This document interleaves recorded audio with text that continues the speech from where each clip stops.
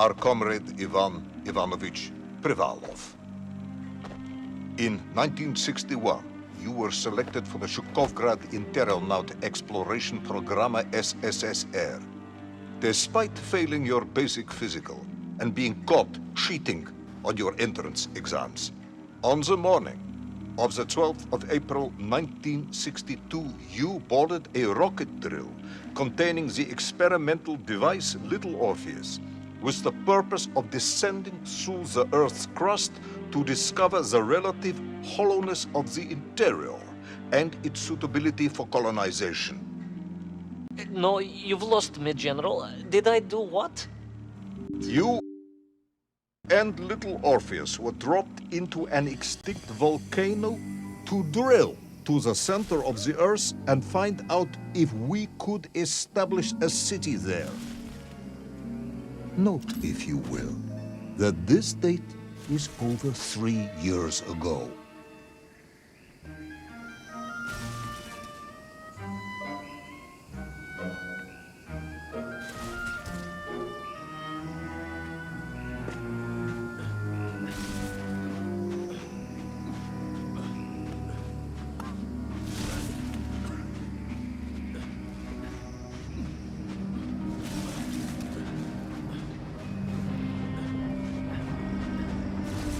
Ivan Ivanovich, can you describe Little Orpheus to me? Of course.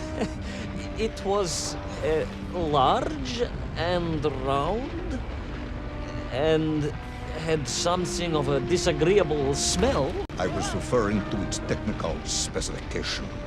Well, General, I am no man of science, but it had this radio thing that I was supposed to use to let the surface know I had arrived, and some sort of battery wrapped in this lead box.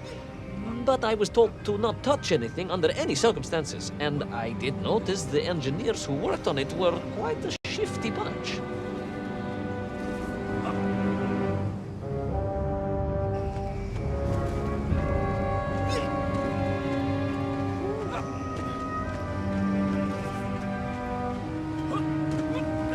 The Little Orpheus device contained a radio transmitter capable of sending a signal through miles of solid rock. In order to boost this, a powerful energy source was required. An atomic bomb, Comrade Privalov.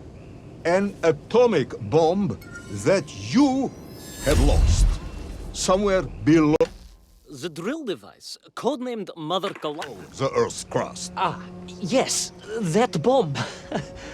Of course, General. I can explain everything.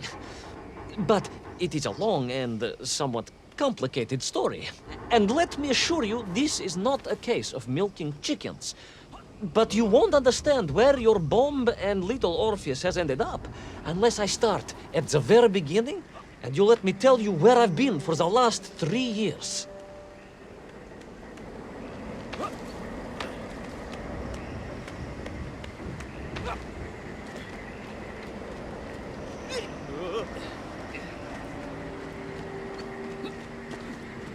From the beginning, then. But this had better be good.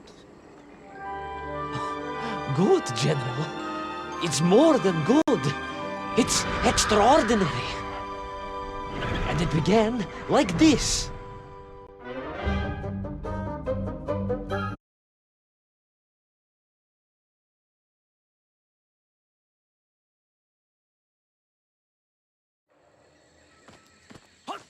An extraordinary sight. I realized this must be the fabled land of Plutonia, as documented by the brilliant scholar Obruchev. A trail of destruction carved by the rocket drill led down into the wild and mysterious jungle. The rocket drill itself must have snapped in half somewhere below Kamchatka, and Little Orpheus bounced out and became lost in that prehistoric forest. If I was ever to get home, my mission was clear: to find Little Orpheus. I steeled myself and plunged deeper into that prehistoric jungle where insects the size of dogs buzzed around. Dogs. What sort of dogs? I beg your pardon, General? Large dogs or small dogs? Big like an овчарка or small like a barlonka? Does it really matter? Of course. Detail is all important. Овчарка then, General. The size of an овчарка. I find that very hard to believe. Would you find it easier if they were the size of a balanka? No. But I am enjoying your attempts to persuade me.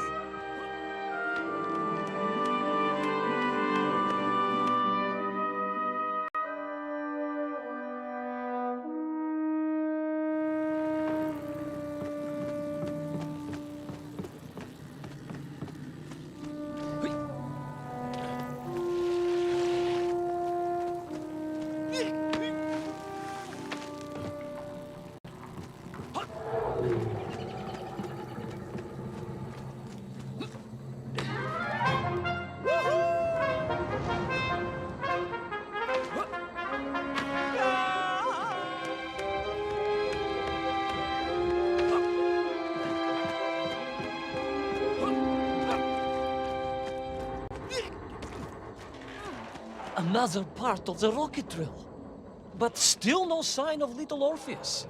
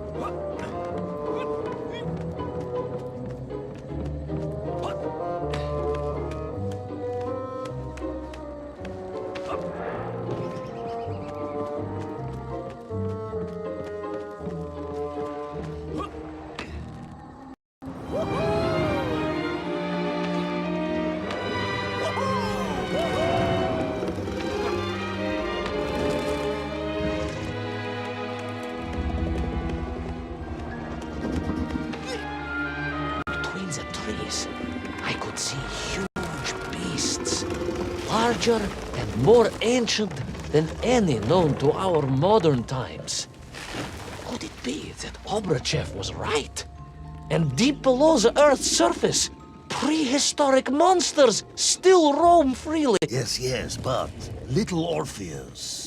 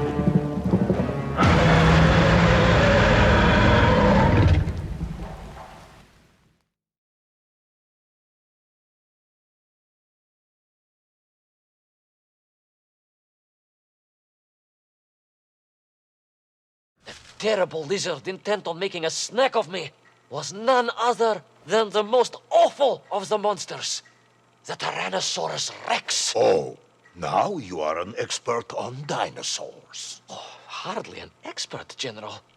Just educated by the best schools in the world, like all good socialists. And I remembered one crucial thing. I'm listening.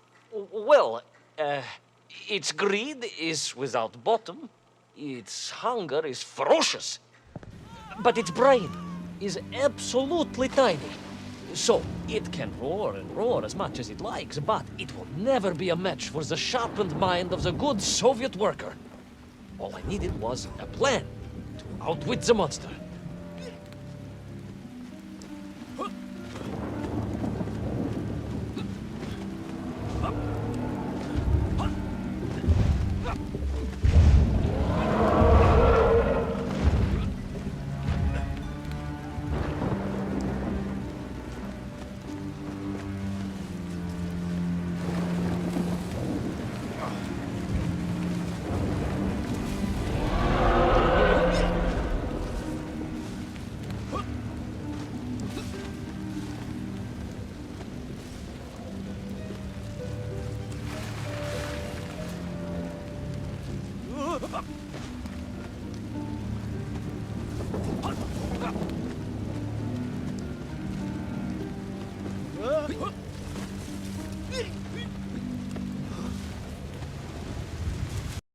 imagine my shock and surprise to find in that clearing the last part of the rocket drill.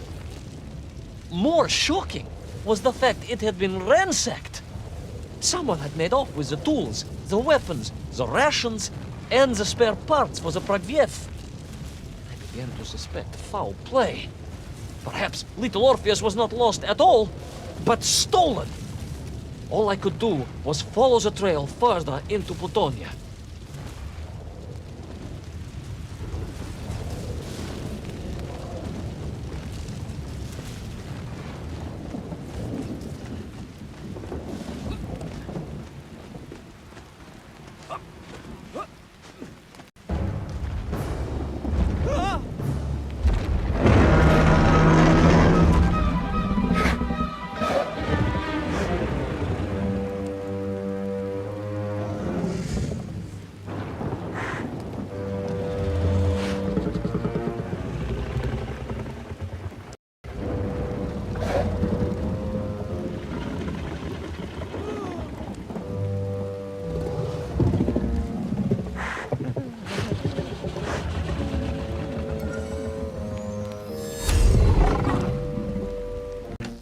The furious beast.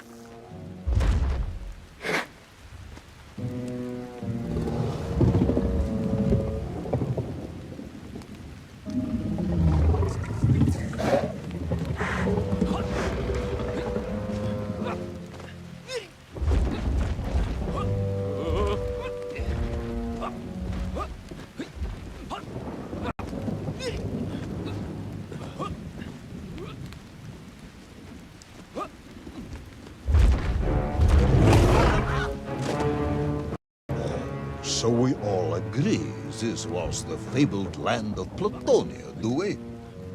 I don't remember accepting it. I will admit it might not have been Plutonia if you are prepared to accept the dinosaur. This isn't a negotiation, Ivan Ivanovich. General, you can disagree all you like, but there's very little you can do to persuade me it wasn't a dinosaur. I might not be able to persuade you, but I can always have you shot.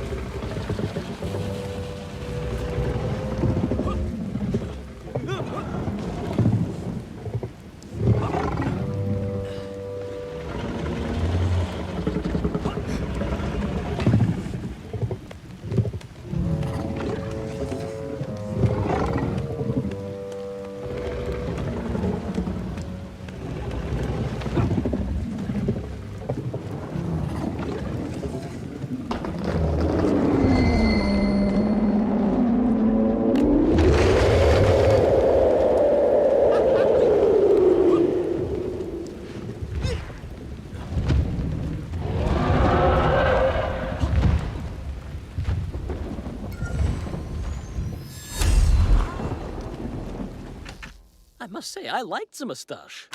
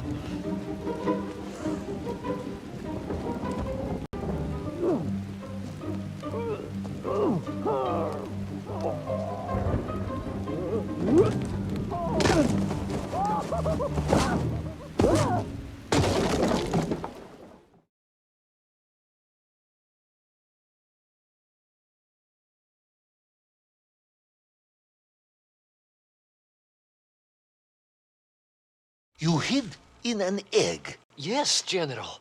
I hid in an egg. I am glad to hear your military training was not wasted.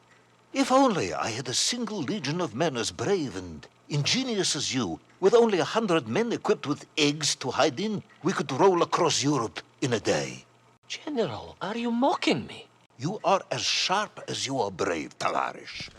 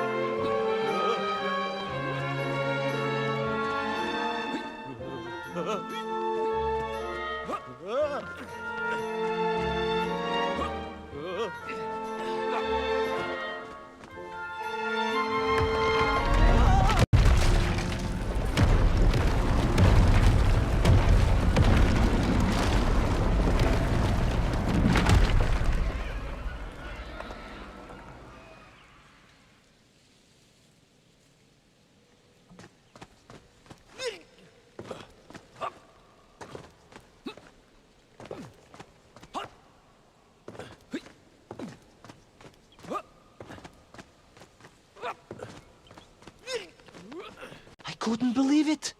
I still struggle to believe it. A whole lost city, buried in that jungle deep below the crust of the earth.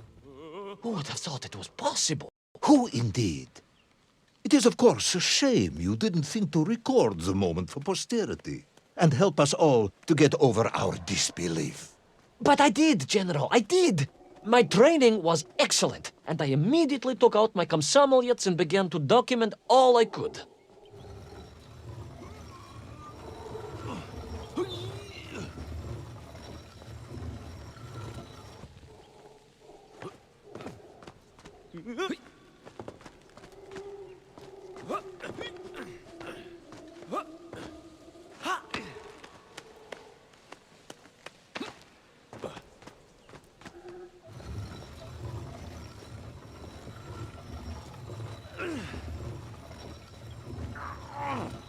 So, where is this camera now, then? Ah, General, yes.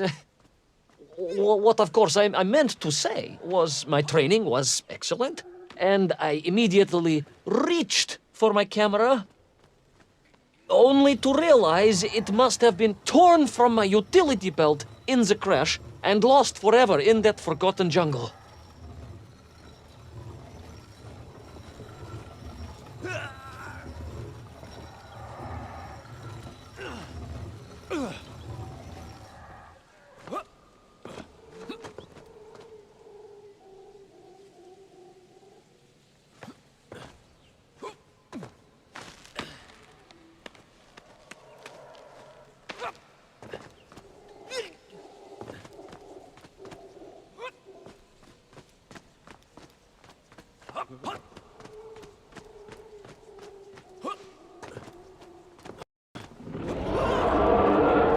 horrendous beast had returned and was hungrier than ever. Perhaps it was angry it had been fooled by an egg-wearing idiot. That is unkind, General. It may have been small of brain, but it was grand of stature. Whereas you, Ivan Ivanovich, are lacking in both departments.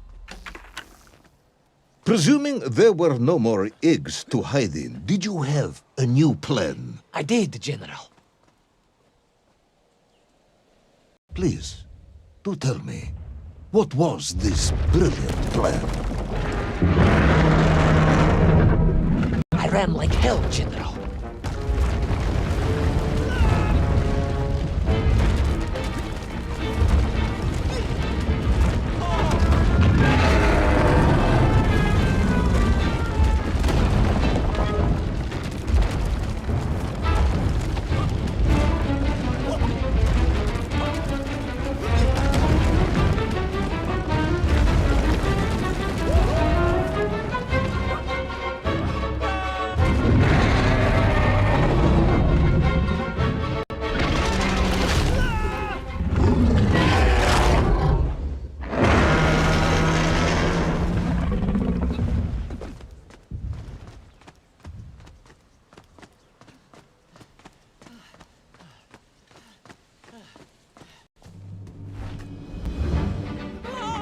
Will our intrepid yet doomed hero survive the jaws of the ferocious dinosaur? Will he meet his end miles underground as an aperitif for a ravenous raptor? What dark secrets could be buried in the lost city of Agartha? Will the general ever discover the location of his lost bomb? All of these questions and more will be answered in the next exciting episode of Little Orpheus!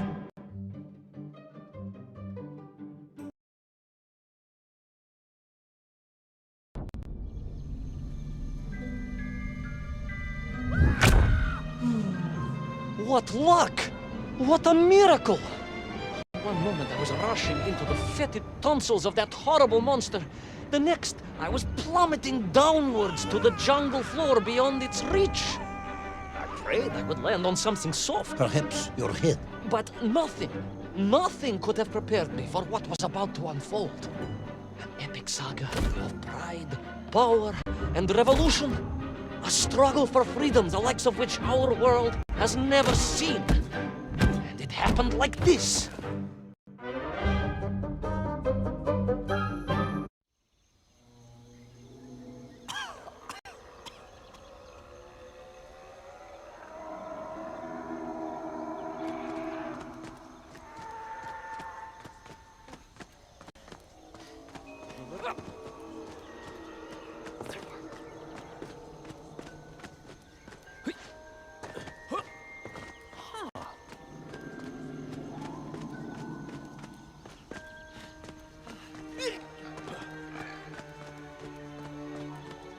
Who were those strange, gentle monsters who towered above me? I could only guess they were the lost tribe of the 𝴄ᴏ, an earlier race of people. But why were they so fearful of those ancient gates that lay just beyond their village? And why did they seem to recognize me? Why? Yes, I'm also wondering why. No, a как же, General? Who was I to question such things? Trapped as I was deep underground. I was more curious, I must admit, about the location of little Orpheus.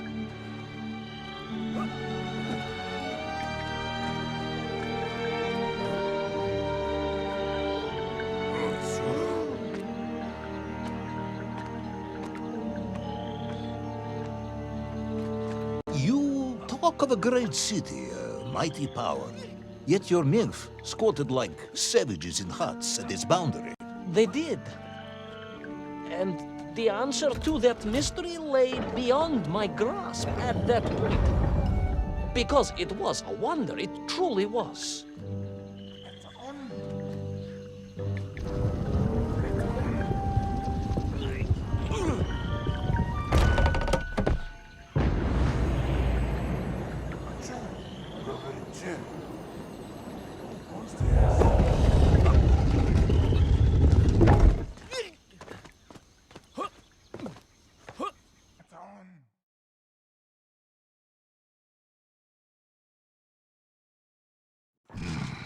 The lost city of Agartha. I hope I may one day see it myself. Oh, General, if only you could. Unfortunately, as I shall explain, should you seek Agartha now, you wouldn't find it. It has been utterly destroyed.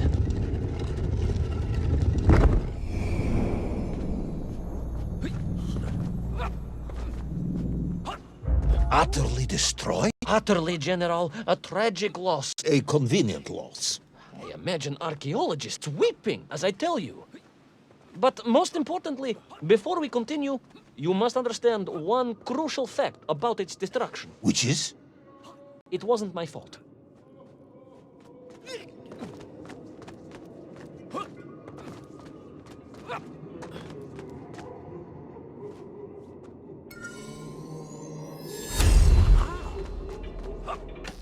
But are you sure? I said. It really does smell extremely...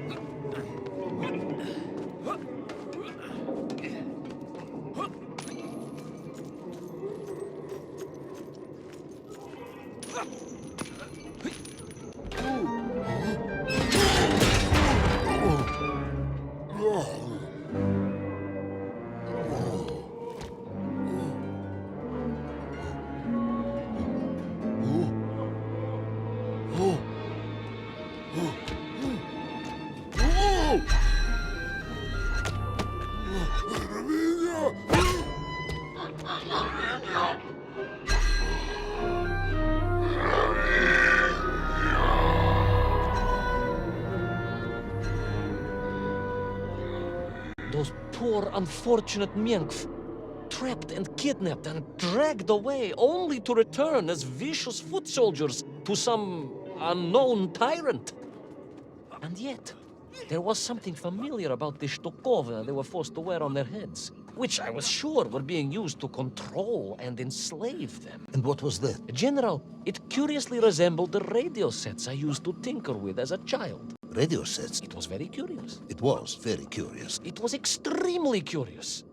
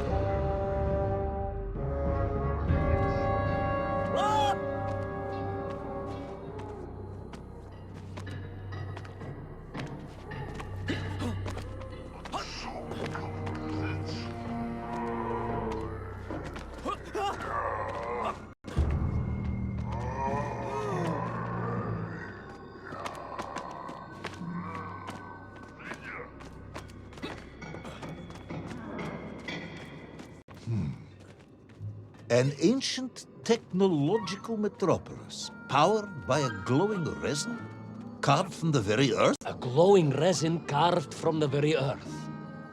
Do you see, General? I fear you are about to enlighten me.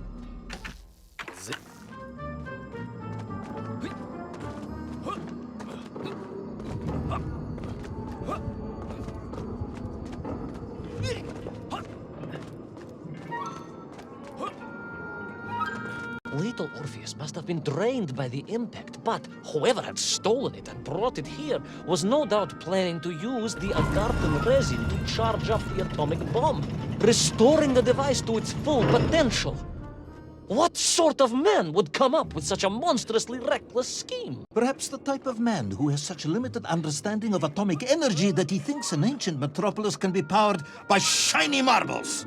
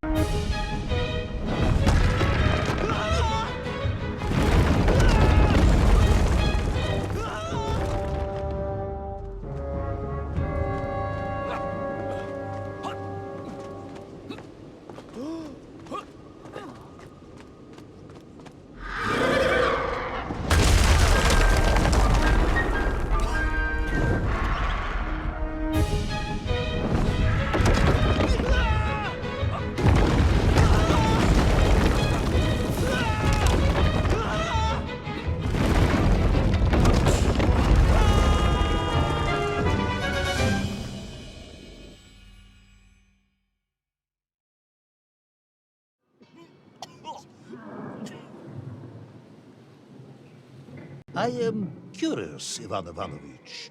You talk and talk about this great subterranean city. Yet what you describe sounds strangely familiar. It does in some way bear an uncanny resemblance to the glorious architecture of Comrade Alexei Dushkin. Wouldn't you agree? Нет, General. I have never heard of this great Tavarish Dushkin or his works. Interesting. Because you were photographed on the steps of his marvelous Vysotka na Krasnich Varotach, shaking hands with the Glavny Constructor. That was the chief designer? The sweaty little fat man with the bad hearing? Mind your mouth, Ivan Ivanovich. And don't think you can distract me by slandering one of the great visionaries of our time. Without him, neither of us would be sitting here now. I must remember to thank him for that, General.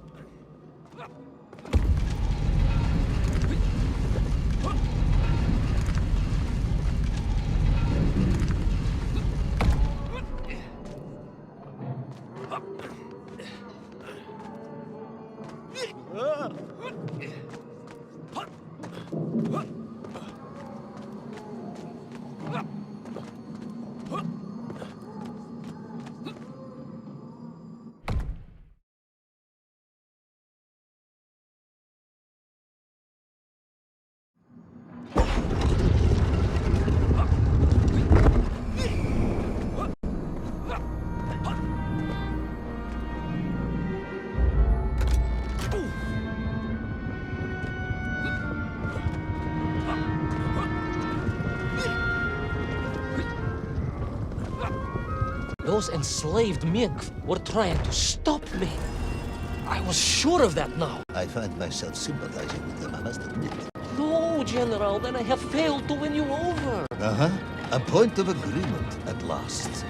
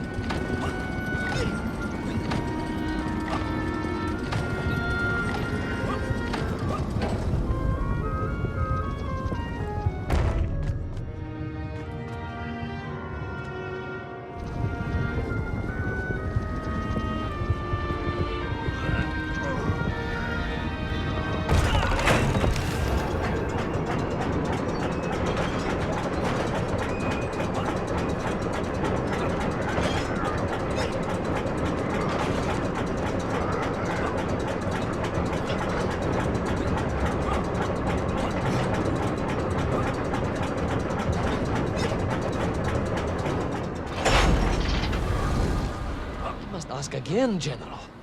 Are you mocking me? That would be unprofessional, comrade. I will try harder to convince you then. It is, after all, a cautionary tale of unleashed tyranny. It is a cautionary tale of unleashed idiocy. Bartley, do continue.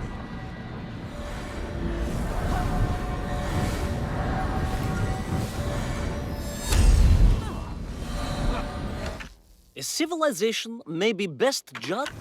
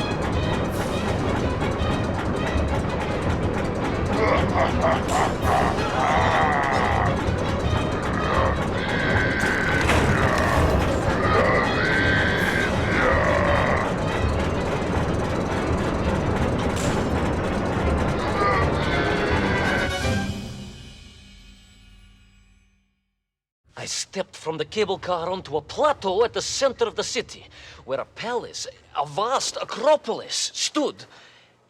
I was reminded of Chelyabinsk Sorok. May I ask how you know of Chelyabinsk? My Aunt Masha was a traveling tinker who married a beef investigator from Zlatoust. She told me of a secret but wonderful city in the west. An edifice of sheer power, humbly serving the will and needs of the people. Yes, unfortunately, that story didn't end so well. No. That's what Auntie Marcia told me. And perhaps that is why I was also reminded of it. Because the moment I touched the floor in that place, I could tell something was very, very wrong.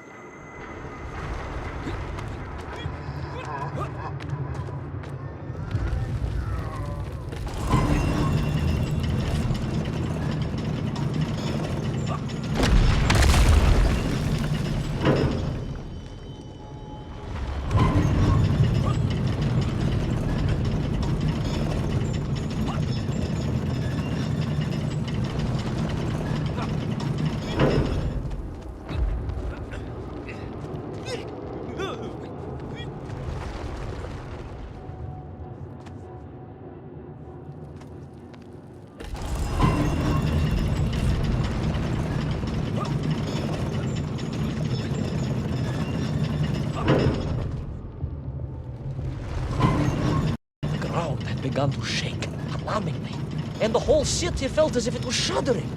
I could only imagine what I would find at the heart of the vast temple. If it isn't a giant glowing marble, I'm going to be very disappointed.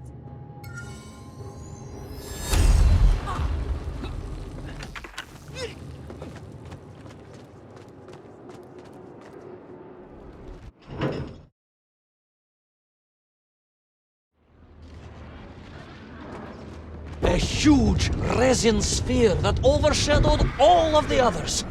I caught glimpses through the twisted architecture. And it was then I saw him.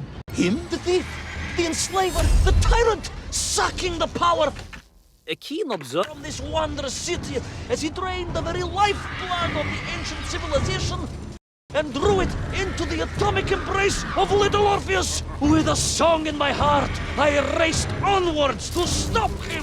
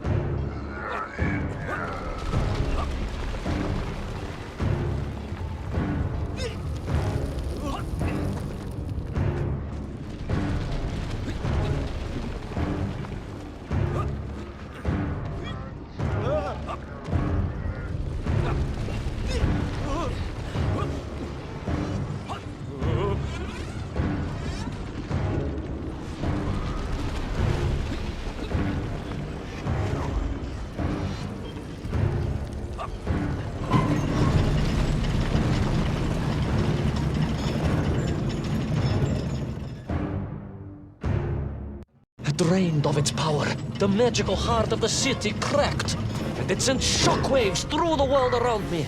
A true monster, General, willing to bring down the mountain itself upon Agartha and bury it forever in his ruthless scheme. I could not save that wondrous place, General, to my shame and regret. But I resolved myself to avenge the Mies, to recapture little Orpheus, and to bring that tyrant to justice.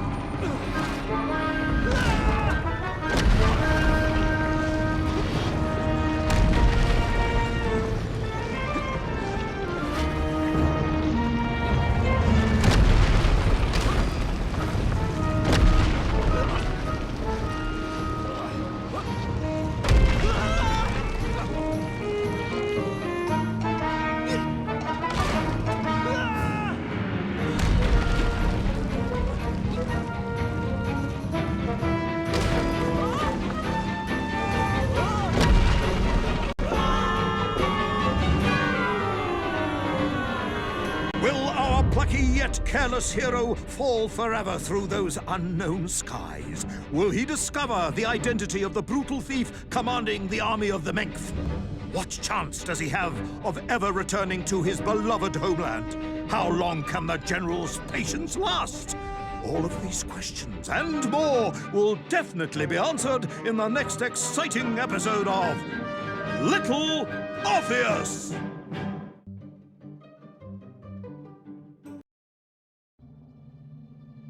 I plummeted down through that weird sky towards a great turbulent ocean that roared and swelled, a ferocious sea that offered no hope of survival. I thought of home and wept, unaware that in an instant my fortunes would be changed by an event so bizarre I almost hesitate to tell you. And it happened like this.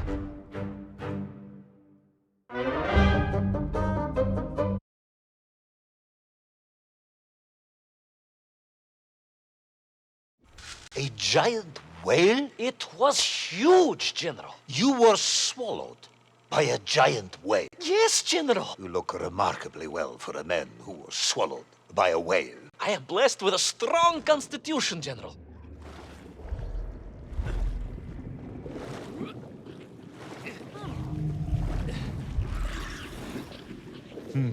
And I assume you are now going to tell me how you managed to escape from the belly of this giant whale. Naturally, General. And I must say, it really was a fascinating glimpse into the interior life of one of our world's most magnificent beasts. I consider myself a wiser man after this experience.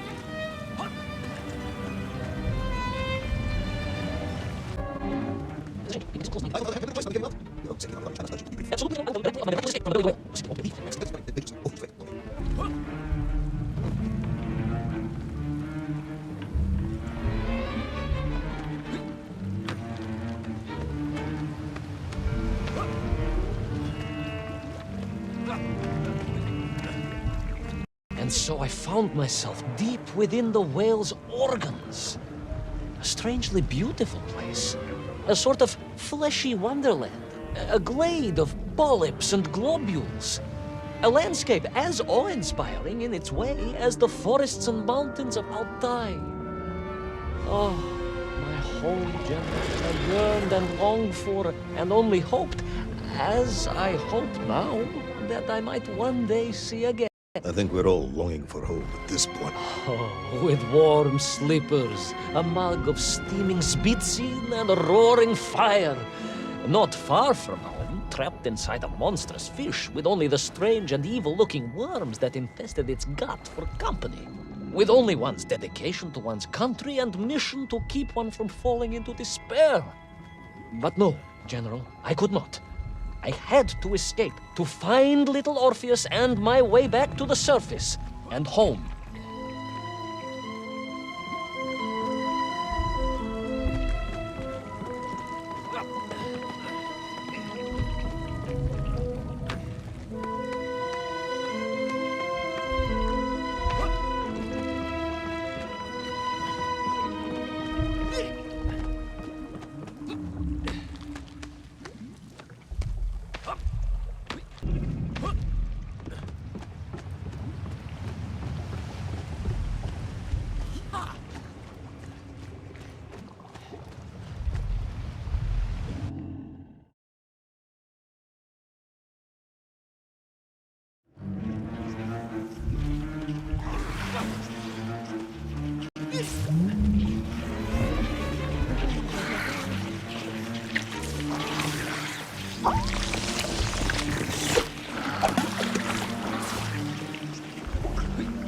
Worms, you say, living inside the whale. Oh, they were horrid things, those worms, General.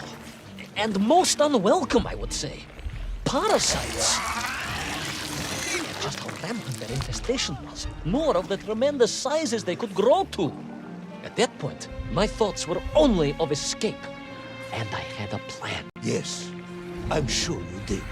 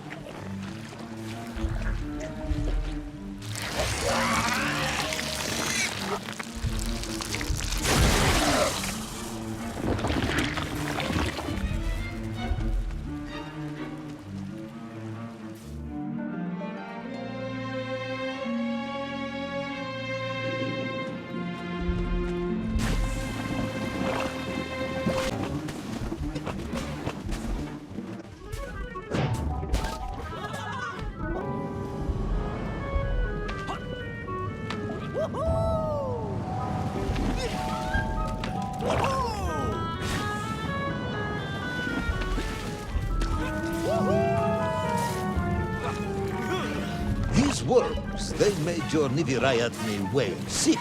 Wherever they attached themselves, the flesh began to turn gray and die. It was a truly distressing sight. I resolved myself to assist the whale by removing the leeches wherever I could find them during my escape.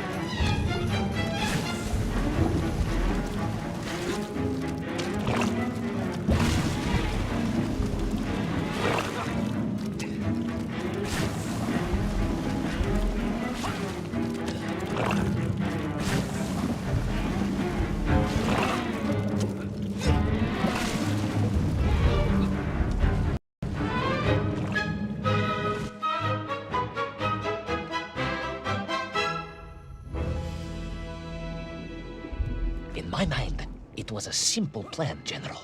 I would climb up through the whale's throat into its mouth, then wait until it opened it to feed and swim out. Ah, yes.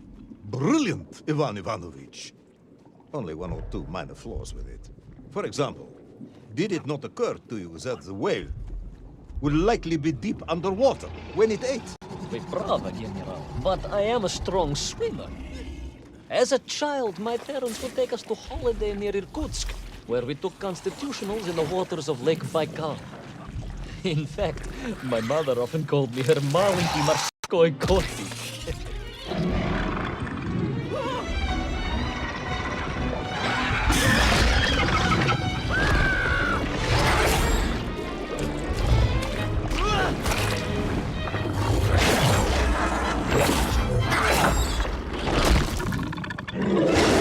A giant worm for a giant whale, huh? At the risk of repeating myself, it was huge, General. The Moscow University Zoological Society may be interested after all.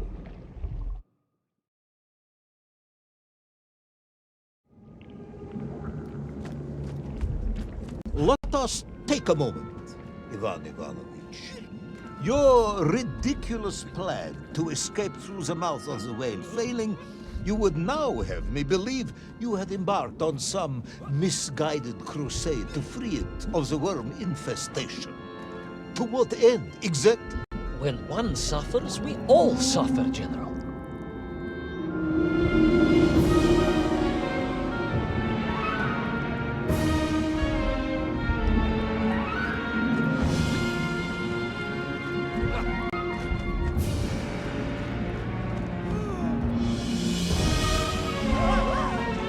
Your ideological commitment is admirable, comrade, but... I concluded that if I could find the root of the infestation and neutralize it, the whale could mount a spirited counterattack against the worms.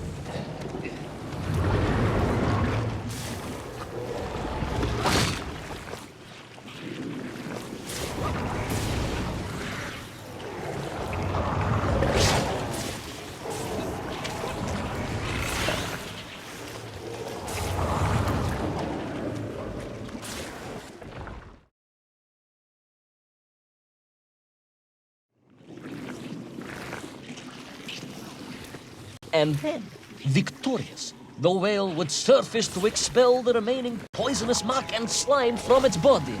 And at that point, I could escape through the nearest convenient orifice. In this case, most likely the blowhole. That is the most revolting thing I've ever heard. General, we are Russians. We have withstood the sheer force of nature and history and emerged triumphant. An expedition through the nasal sphincter of a gargantuan whale is nothing to us.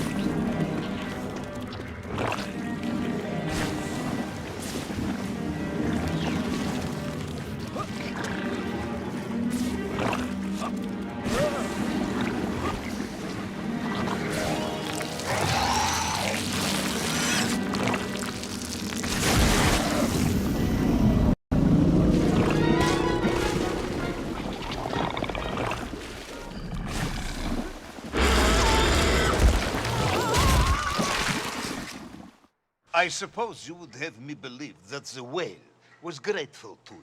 Oh, well, General, that would be presumptuous. I doubt it was even aware of my presence. But I had more immediate problems. For if the whale might have been relieved by my actions, the worms were enraged. Worms do... Furious. Worms Incandescent. do not feel... Violently indignant. emotions. Demented, General. Deranged. Enough!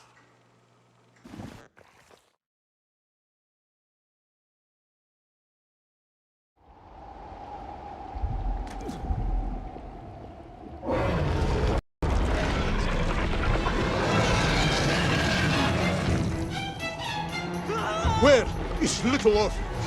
Where is my bomb? Unless you are trying to dodge, the whale swallowed that as well. No, not, General. That would be absurd. No, Ivan Ivanovich, you are absurd. Your story is absurd. This whole ridiculous fairy tale is absurd.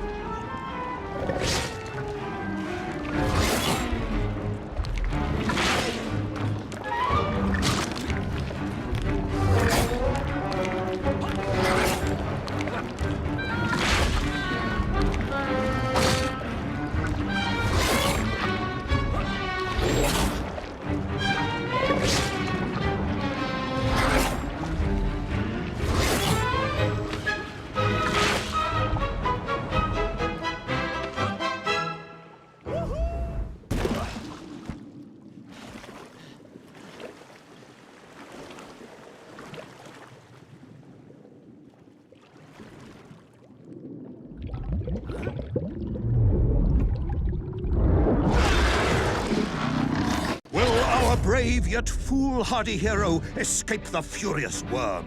Will he be doomed to spend his days trapped in the innards of a bad-tempered cetacean? Where is the whale swimming to in such a rush? And what will it do when it gets there? Is the general about to lose his temper and order the cosmonaut shot?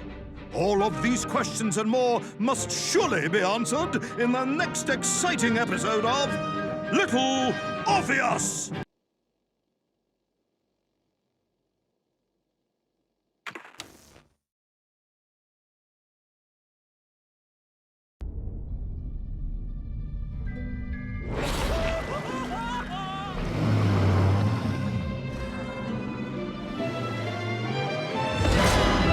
Flew from the whale's blowhole like a supersonic jet. And below me, the ocean became a sheltered bay studded with white shapes. You will be amazed as my epic journey unfolds. For here, it was about to take a most unexpected turn. And it happened like this.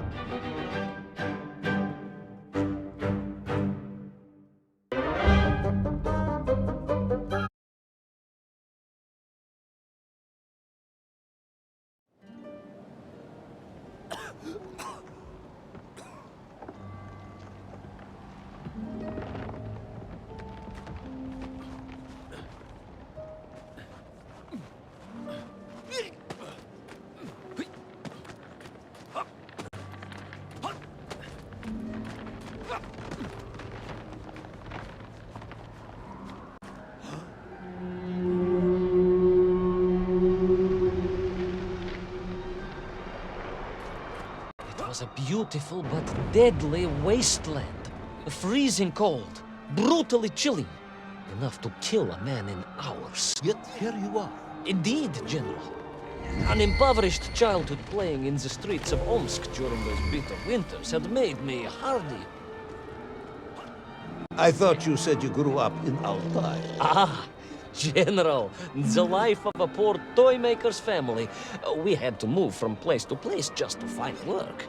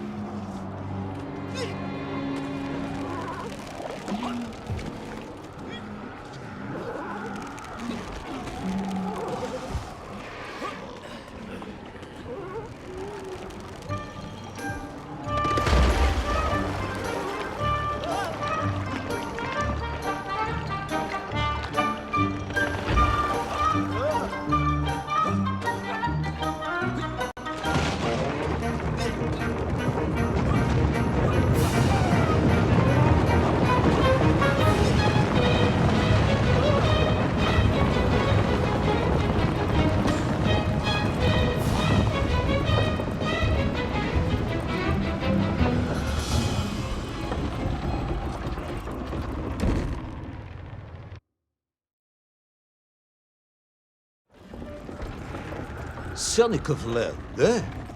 Of course, ᴤᴏᴅ himself reported nothing more than a bluish fog on the horizon. Your island may be nothing more than the product of overactive imaginations. General, consider this. Imagine taking a simple peasant, a pig shepherd, for example, and telling him one day humans would fly around the earth beyond the sky. He would say you were stark raving mad, saldaphone, a ridiculous kazyol baradati, a buffoon stuffed into a military uniform, a pridurak, a 𴑡ᴜᴜ This peasant of yours had better watch his mouth if he doesn't want to spend his holidays in Solovetsky. Perhaps you should return to your story.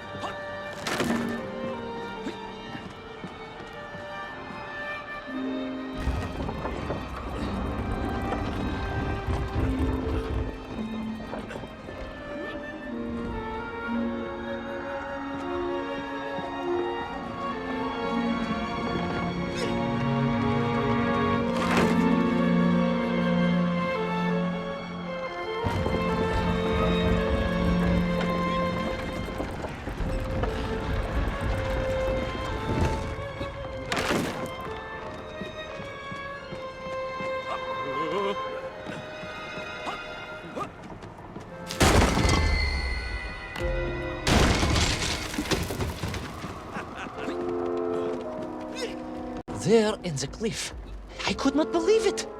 A hairy elephant, trapped and frozen in the ice. A mammoth? No, General, a hairy elephant. Who would think such a thing could be?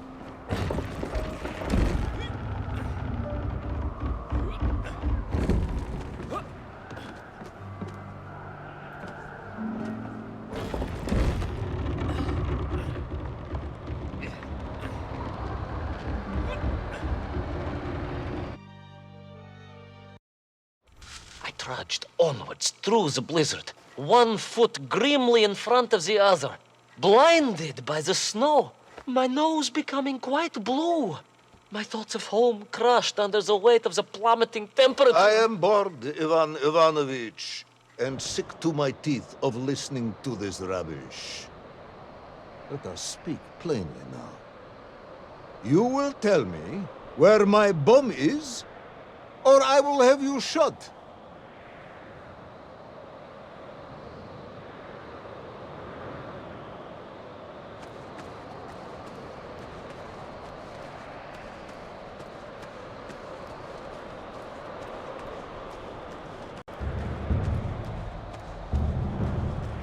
I am just getting to that, General. Shot! Comrade Primal! Shot with real bullets, fired from a real gun, not some ludicrous Bultavia about lost cities and dinosaurs and mink and mammoth. It was a hairy elephant. No! I will not tolerate any more! Where is the bomb, Ivan Ivanovich? Where is little Orpheus? It was right there. What? It was there. At least I realized it must be. Where? There? On ⴤ land? Yes, General. Because as the storm began to clear, I realized with a strange excitement and trepidation that I was not alone on ⴤ land.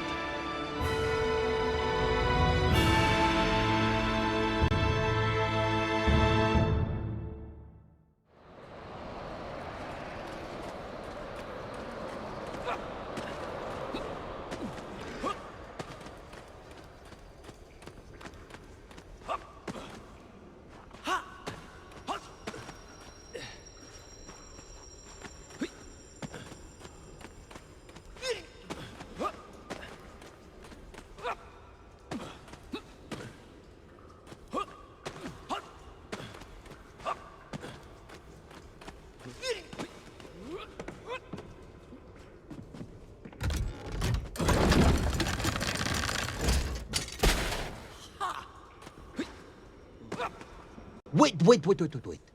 Go back. You say these lifeboats came from Zarya?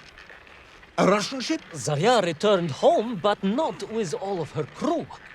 And here were the missing lifeboats, trapped in the ice for all of these years. And it could only mean one thing. That you are continuing to hang lapsha on my ears.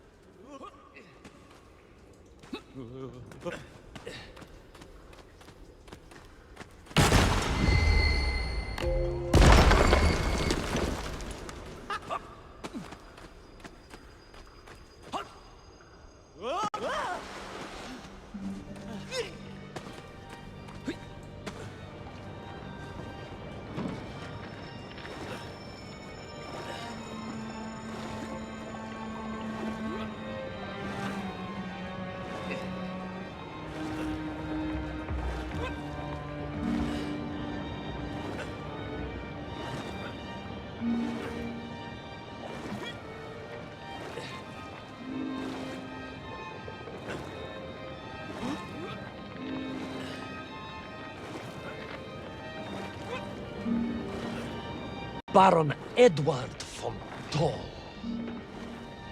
Of course, I remember reading about his tragic expedition at school. We were taught he had died a hero's death out on the icy wastes, searching for ⴤ land. Yet what if, in doing so, he had sailed accidentally into the interior, deep below the crust of the world? A fellow citizen of the surface. I had to try and find him.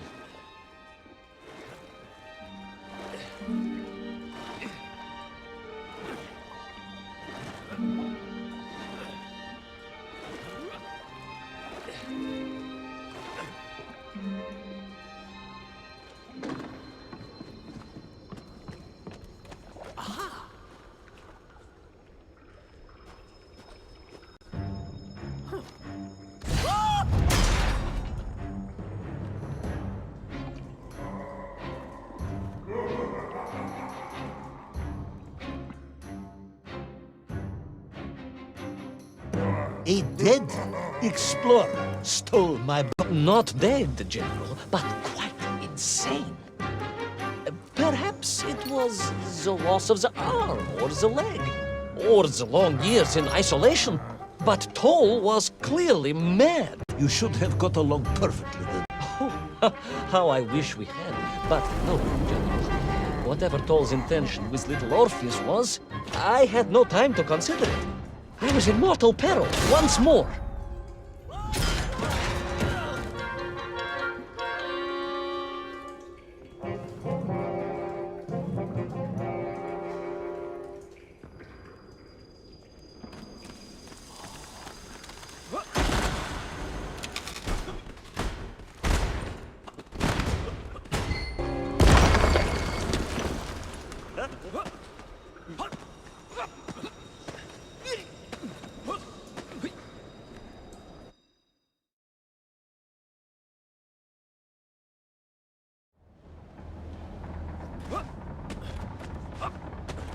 So, you believe that Toll had somehow enslaved the 𝴄ᴇ and bent them to his will? I do, General. It was obvious.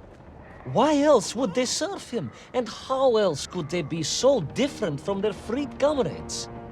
These odd helmets they wore, it was the science of our times, no doubt about it. Although fused with some strange crystal technology I could not recognize.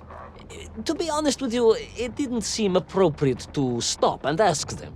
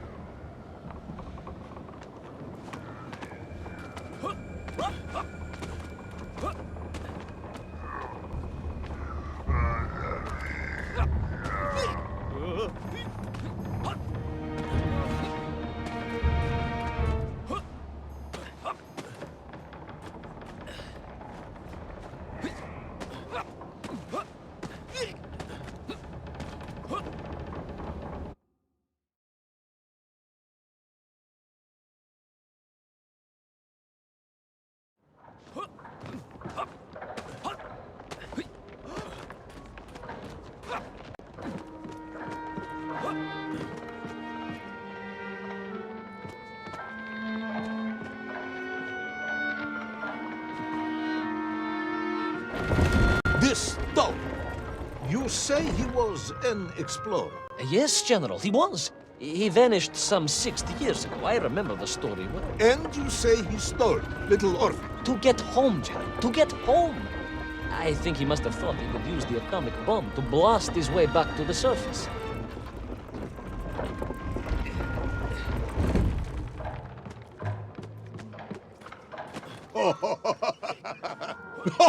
Brilliant, Ivan Ivanovich! And you expect me to believe that 100-year-old explored the lost worlds and discovered the secrets of atomic power all by himself? A Tsarist general. An imperialist. No doubt harking back to the terrible days before the Great Revolution. And Estonian. Estonian? Estonian, General. They are wily people.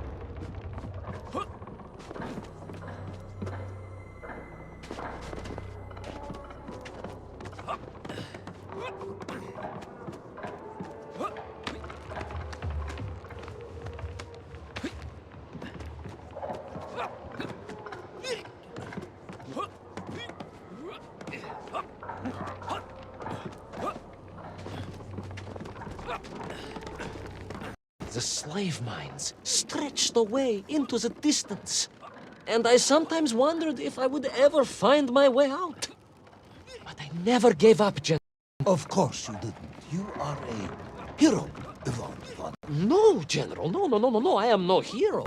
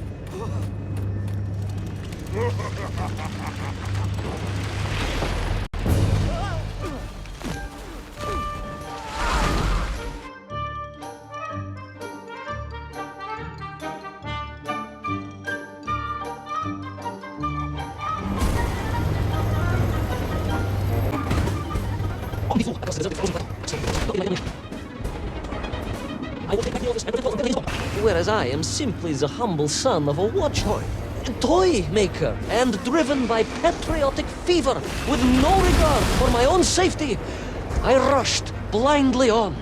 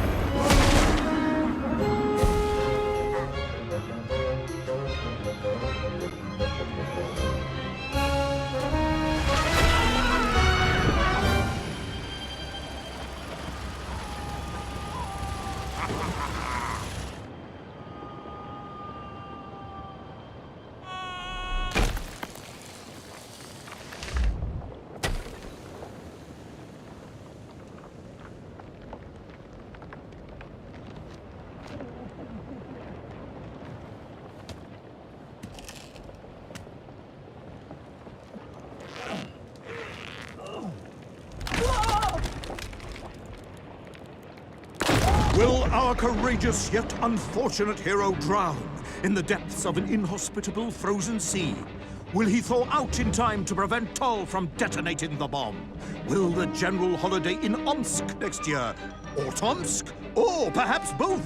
What exactly is the difference between a mammoth and a hairy elephant? All of these questions and more should almost certainly be answered in the next exciting episode of Little Orpheus! I thought I was doomed. But a miraculous thing happened, General.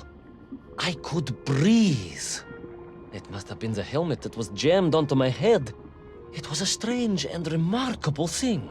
Some might almost say beyond belief. A narrow-minded fool may indeed, General. But of course, you are no Durak.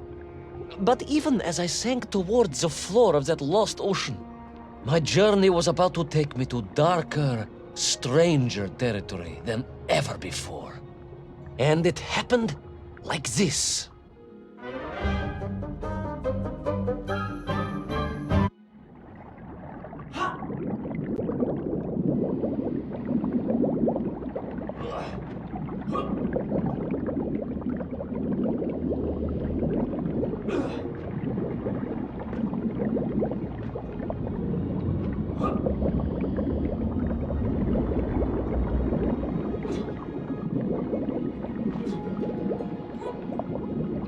Let me see if I have this correctly. After narrowly failing to apprehend the mad missing explorer Tol and recapture my atomic bomb in your giant snowball, you fell through thin ice and sank to the bottom of a subterranean ocean, discovering along the way that the mind control helmet you had accidentally wedged onto your head enabled you to breathe underwater and resume your pursuit across the seabed.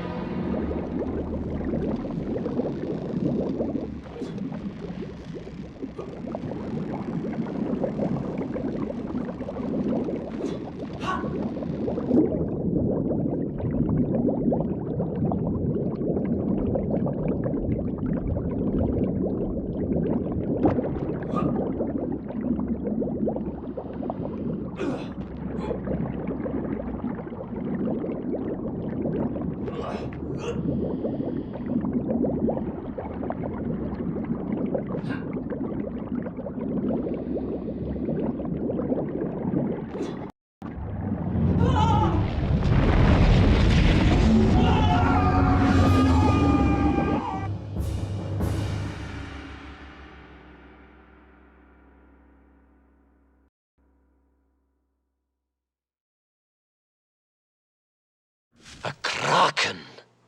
A vast monster of the sea. A giant, humongous, many-armed electrical destroyer of ships and cities. Electrical? Electricity flowed along its horrible body, sparking and stunning all it touched, flowing like deadly rivers along its awful tentacles.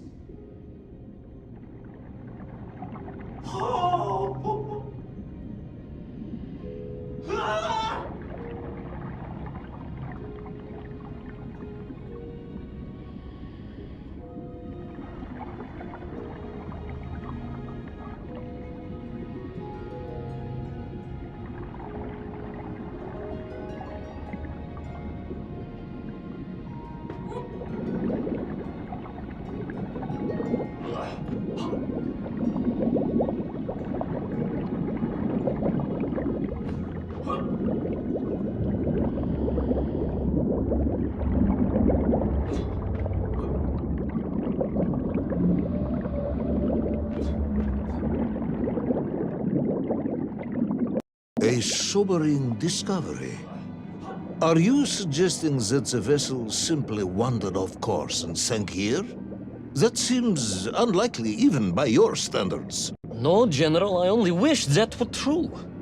The mighty ship showed terrible scars, signs of having been grappled and torn asunder by some huge and terrible adversary. That is indeed strange and curious. I am troubled by this discovery. Might you almost be perplexed, perhaps? Don't push your luck.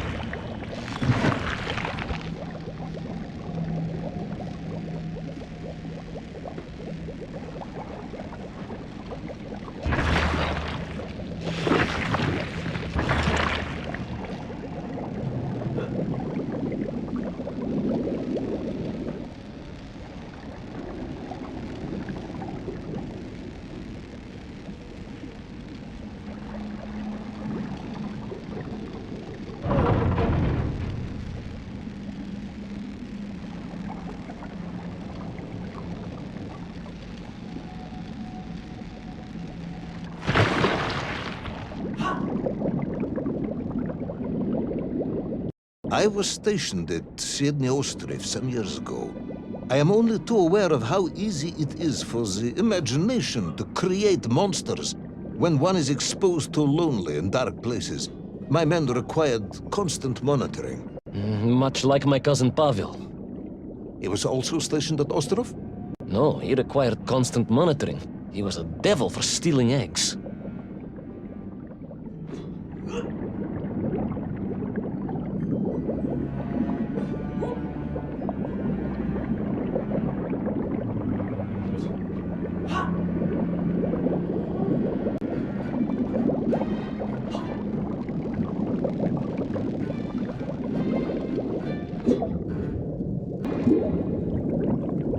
I was referring to the fear that something is lurking in the darkness. Something strange, brutish, and ill-intentioned.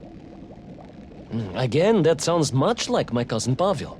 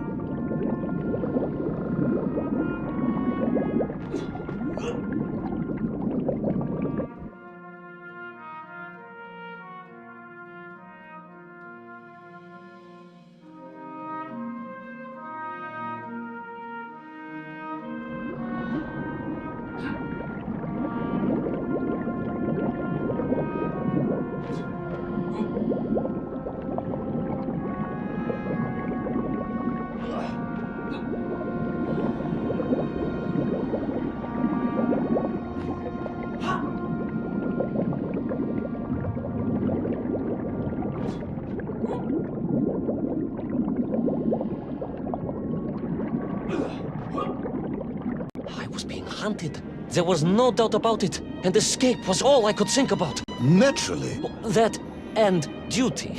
Duty? Yes, General. After all, I had a bomb to recover from that villain Toll. How clever of you to remember that.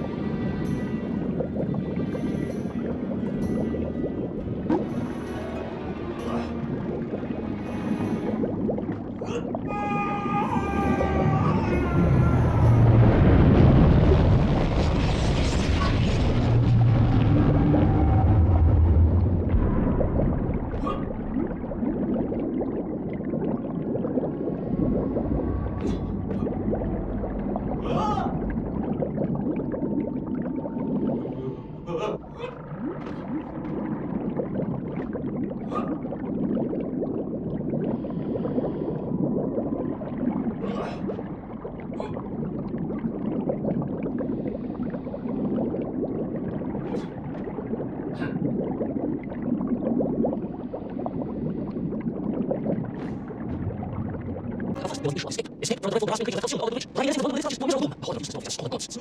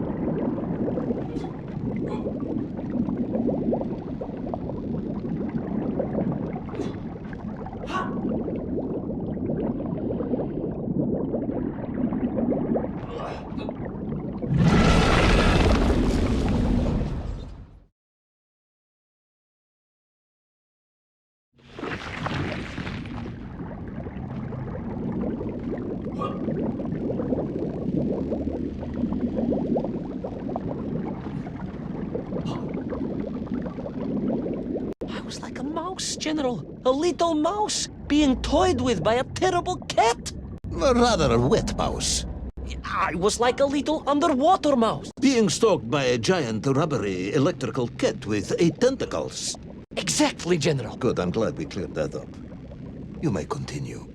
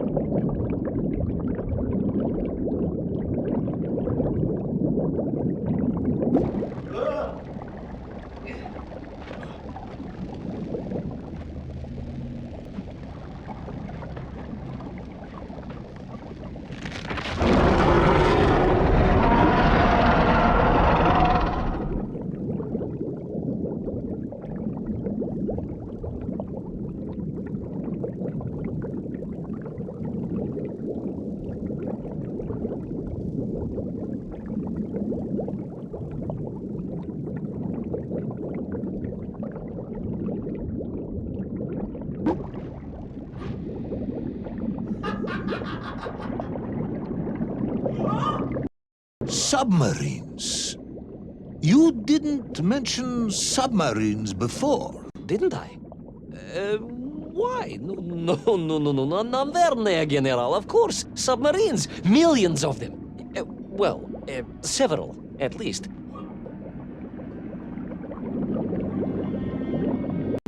Any particular submarines? Did you see names, numbers? General, have you lost a submarine? I am not at liberty to answer that question, as you well know. Well, General, losing one's car in a snowstorm is unfortunate, as you say. But to lose a whole submarine, that could be considered careless.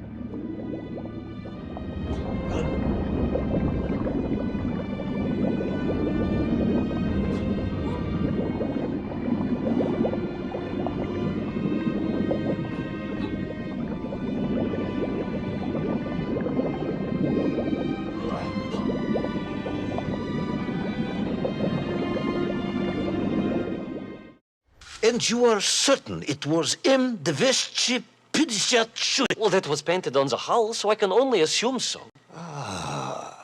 I think I know where this dismal story is going next. You somehow miraculously brought the remaining closed cycle engine online, flooded the torpedo tubes, dispatched the Kraken with one shot, and triumphantly surfaced. No, General. That is not what happened at all.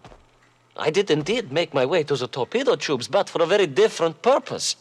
After all, history has taught us that atomic power is not to be toyed. Much like tired, impatient generals, perhaps. Particularly the perplexed ones. Indeed, General. Or like dogs that will eat no cheese.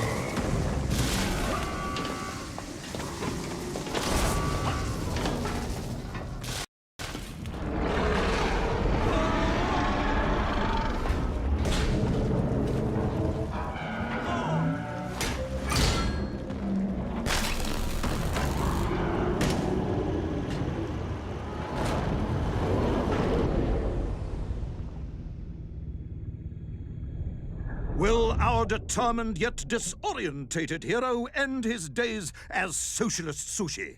Will his daring exploits be cut tragically short by vengeful calamari? Will the general's wife ever forgive him for missing Ruslan and Lyudmila? And just how many eggs did Pavel steal, and where did he keep them? All of these questions and more may or may not be answered in the next exciting episode of Little Orpheus!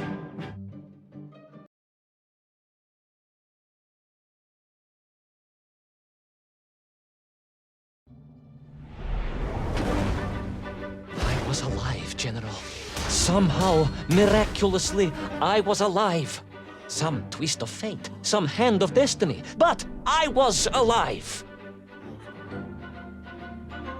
Strange as this new world was, I knew Tol must have come this way, and it was my task to find him. And it happened like this.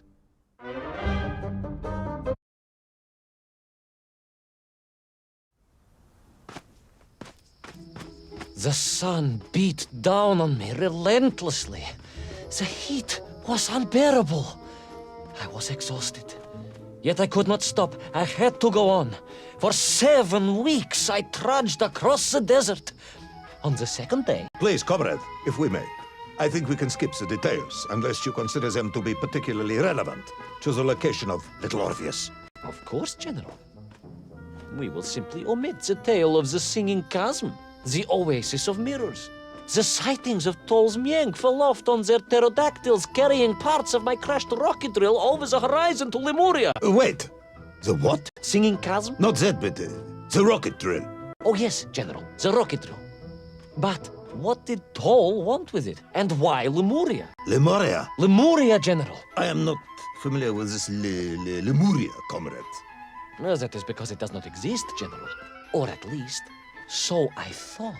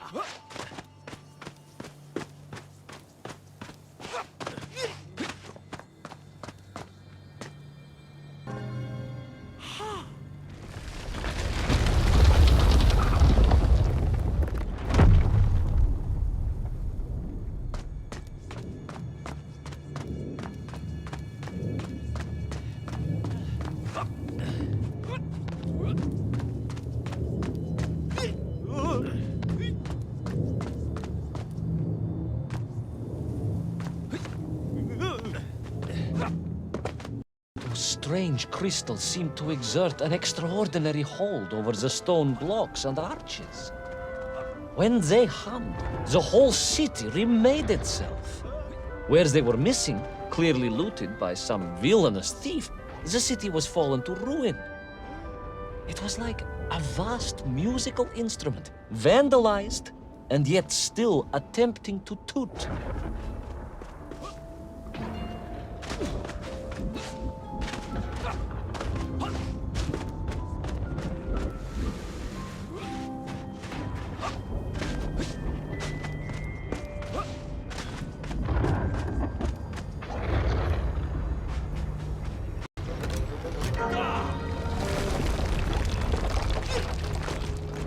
How poetic. I am sure our engineers would be fascinated and baffled in equal measure.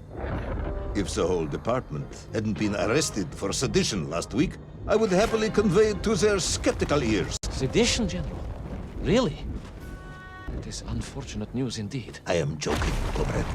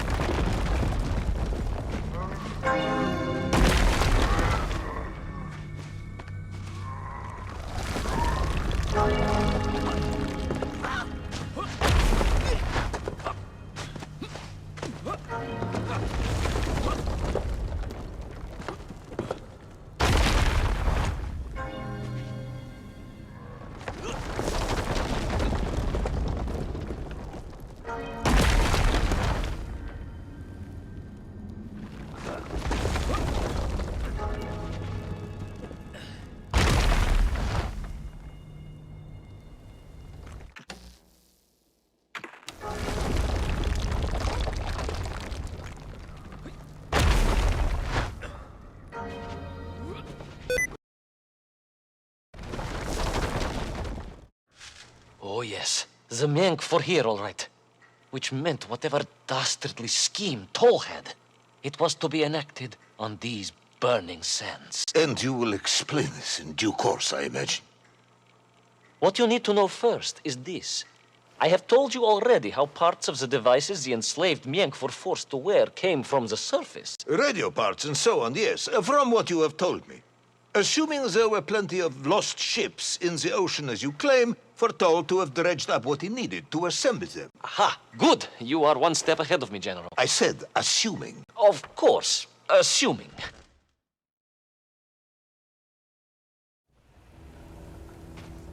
Now, as I gazed in awe at the buildings rising and falling around me, I realized that the other major component of those mind-controlling helmets was crystal.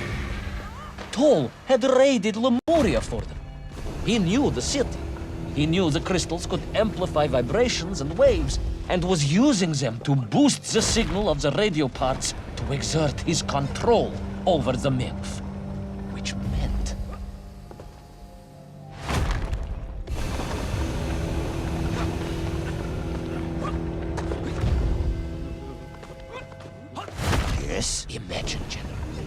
What such amplification? Wait, I don't understand. You said Thor was planning on using the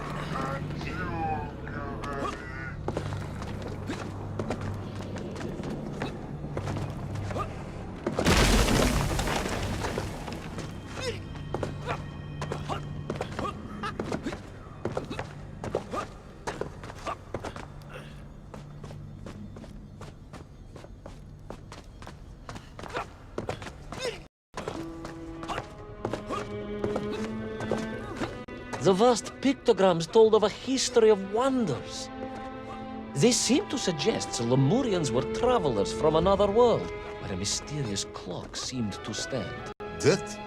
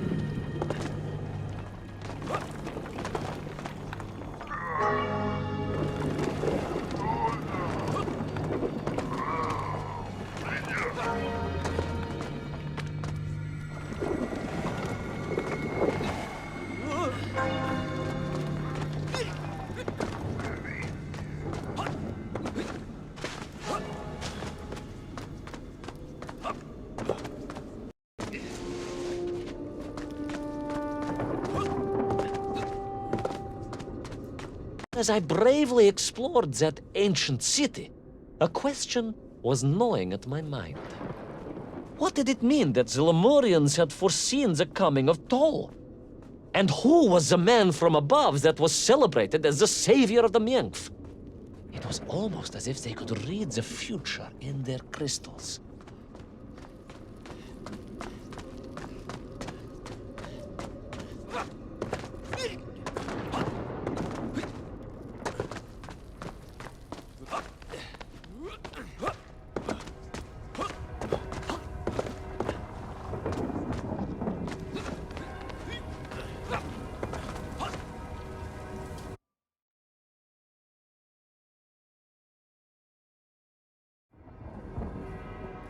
The bells of Lemuria tolled and tolled, a roaring symphony, a crescendo of peals that set the city dancing, each note causing the crystals to shimmer and cascade with light. But the sandstorm was no natural phenomenon, and the bells did not ring for celebration. Something was very wrong here. aside from the pterodactyls and the Μēnf් and the dancing stones and the ancient magical prophecies and the crystals and now the giant bells, you mean? If you don't want me to continue, General, then I can easily just quietly go home. Don't think Chepucho will get you out of this one, comrade.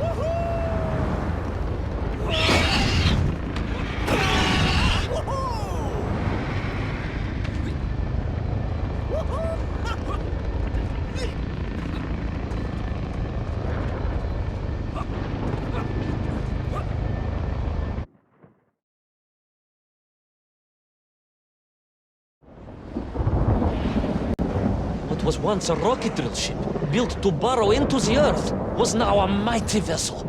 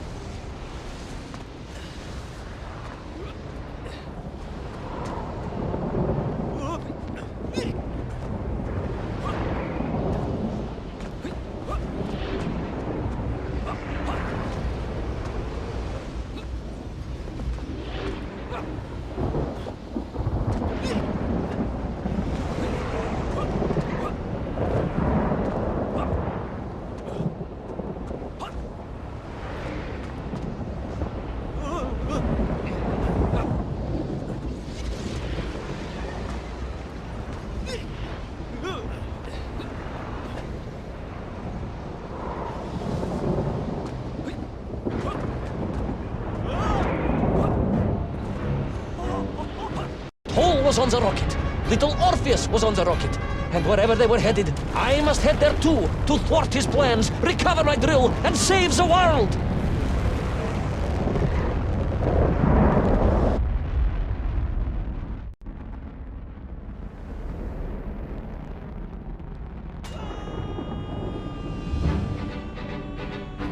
Will our enthusiastic yet disorientated hero be burnt to a cinder by the rocket's engines? Will he be smashed into the rock that surely must be beyond the Lemurian skies? Does Nikolai Petrovich Kamenyin really need any more medals? What was the strange clock, and what could it all mean? All of these questions and more will be answered, if you're extremely lucky, in the next exciting episode of Little Orpheus!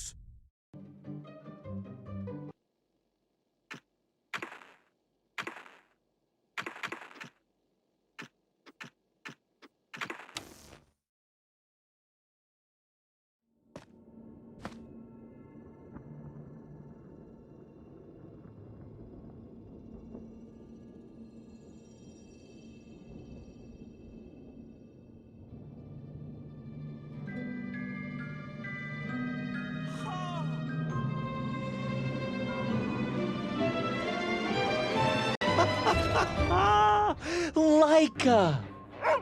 Are you stark raving mad? It was Laika! I am sure of it! That spirited little dog saved me! Laika saved you in her little space machine. I believe the correct term is capsule, General. Don't push your luck any further, Ivan Ivanovich. I fear it might snap. Oh, my apologies, General. In my excitement to explain what I discovered on the far side of the 𝐴 interiors, I got carried away. And it happened like this.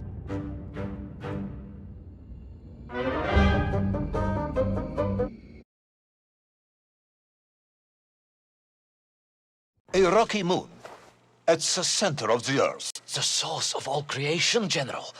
A place where time flowed like rivers. and boulders of raw matter rained like comets upon the cratered rock. Another miraculous escape from death. Another happy accident. It was no accident, General. Laika took me there entirely deliberately. I'm sure of that. She continues to be a heroine and a savior and protector of our great nation.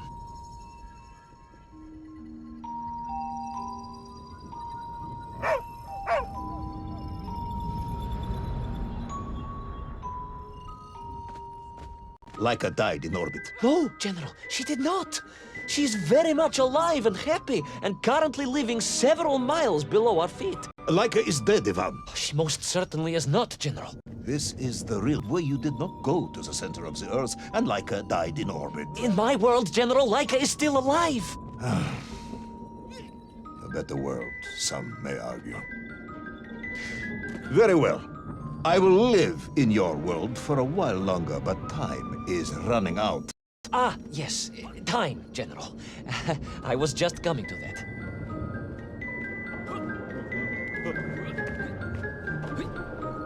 There in the distance it stood, enveloped in a mighty time storm. The world clock, General. The beating heart of all history.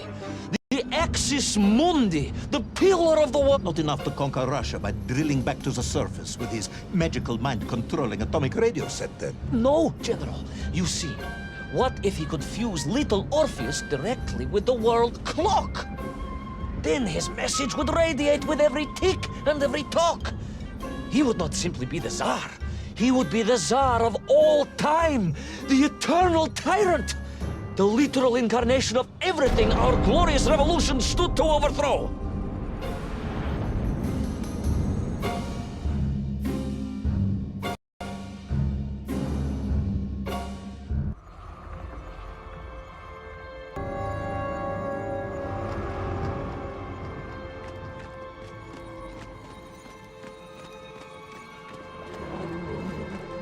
Sonikiv! Uncanny, General. But it was somehow different. I felt no cold. The waves were motionless. Indeed, it was as if I had stepped free of those rivers of time and stood on entirely motionless ground. And there in the distance, What?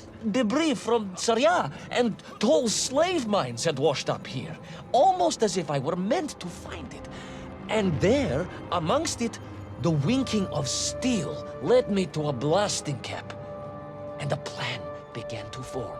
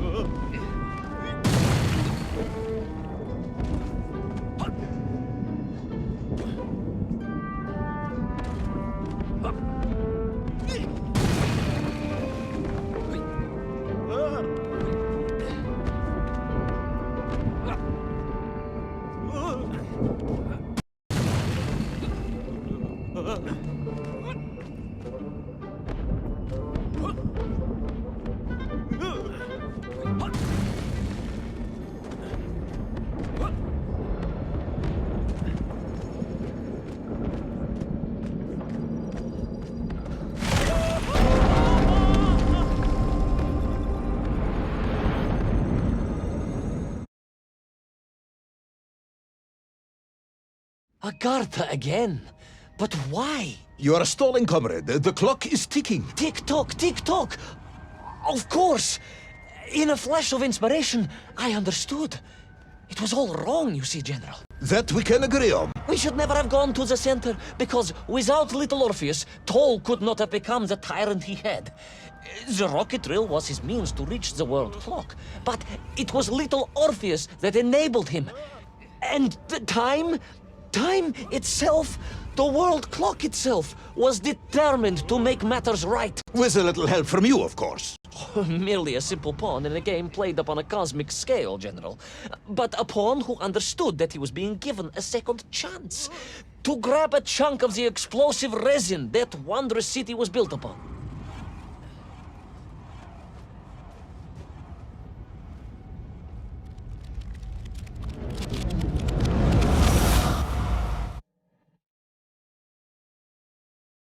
And I was back. The mighty river of time roared past me, carrying the weight of the whole of history with it. Even for you, this is a stretch. Our time is almost up. I have to submit my report within the hour. Time, General. Time was nearly up indeed. That ancient and magical river that carried me along was surely moving inevitably towards some kind of end.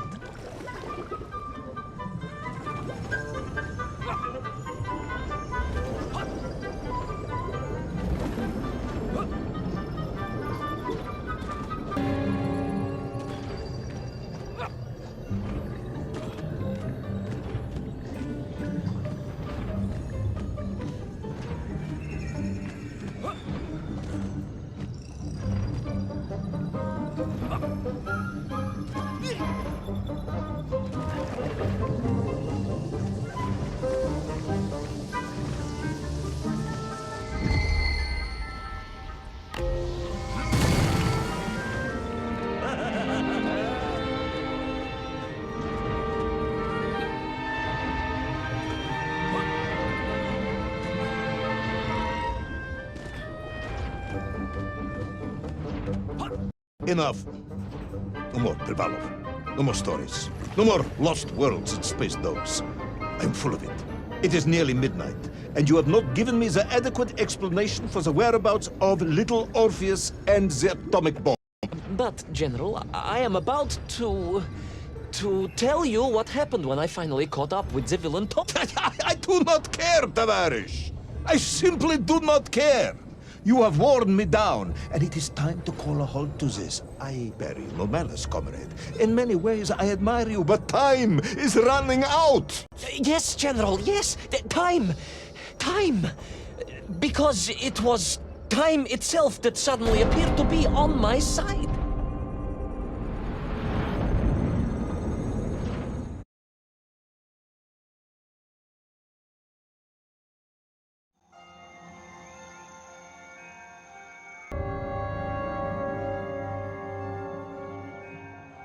Perhaps the world clock was so impressed with your egg-wearing antics it decided to return you to Plutonia for a second attempt. I would strongly suggest you cut to the chase. The chase, yes. The pursuit of Toll and little Orpheus.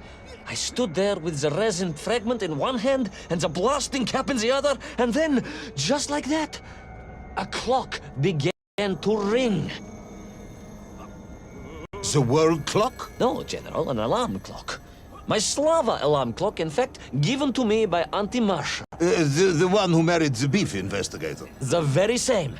And the moment I saw that clock, I knew what I had to do.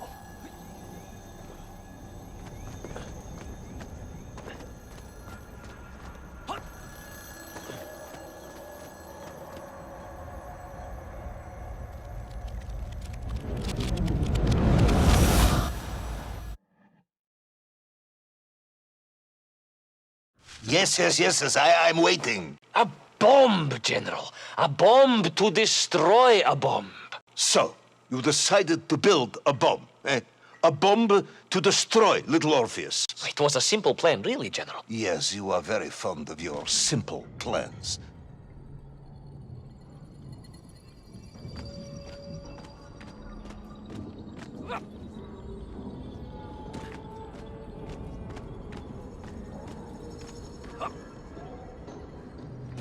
The last time I was to see those poor enslaved men on my journey. as they scurried in agitation around the base of the rocket drill, now a dreadful weapon of war in the hands of a madman, I was reminded of my mother. Your mother looked like a nymph?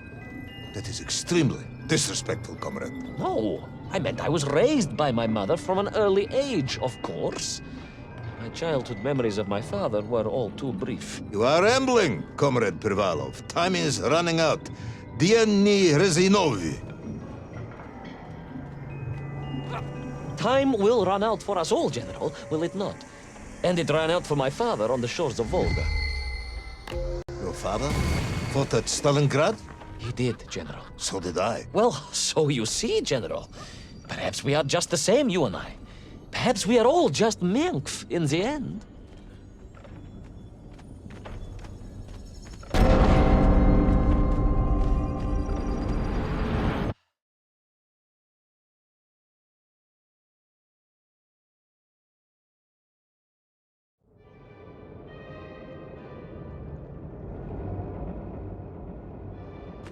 What possible use in the construction of a bomb could be found in the belly of a giant whale?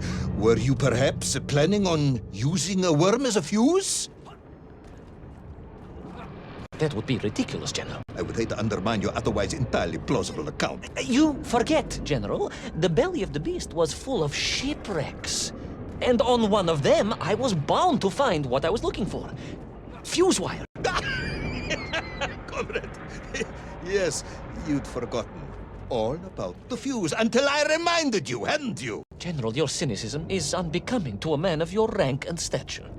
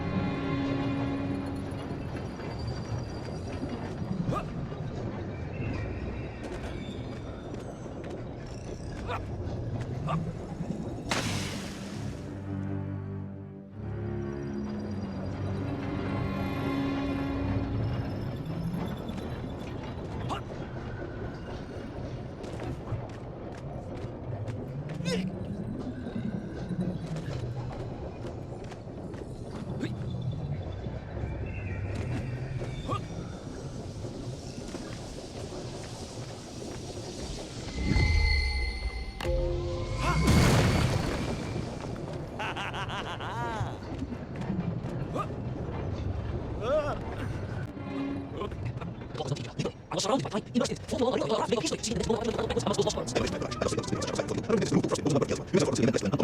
I hated it.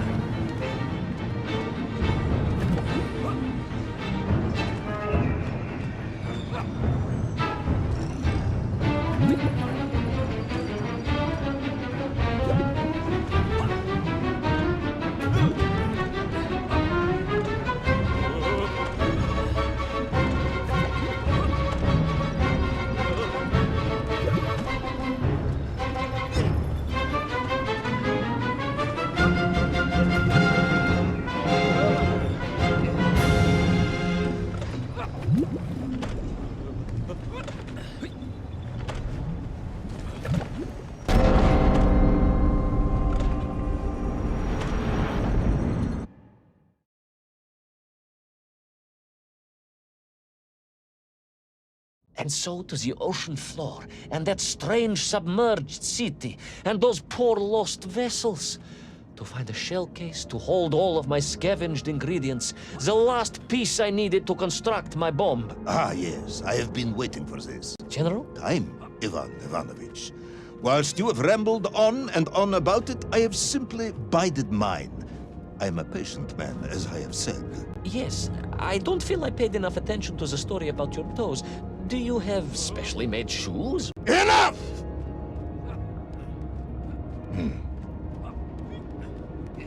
Now I have your full attention. Indulge me, Tavarish. Explain to me how you made this bomb. General? Your bomb, comrade, that you so brilliantly constructed to destroy little Orpheus. Tell me how you made it.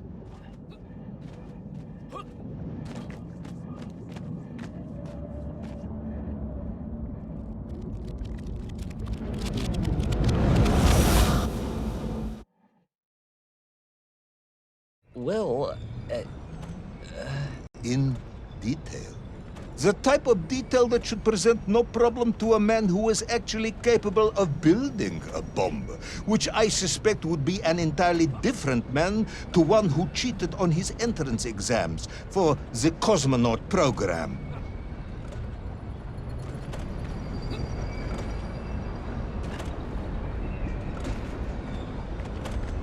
You are uncharacteristically silent, comrade. Cat, got your tongue? if I may, General, perhaps just a minute or two to gather my thoughts? There are precious few minutes left. We have reached our conclusion, I think.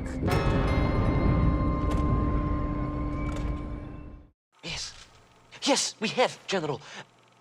I gazed up at the world clock and knew I had arrived at my destination.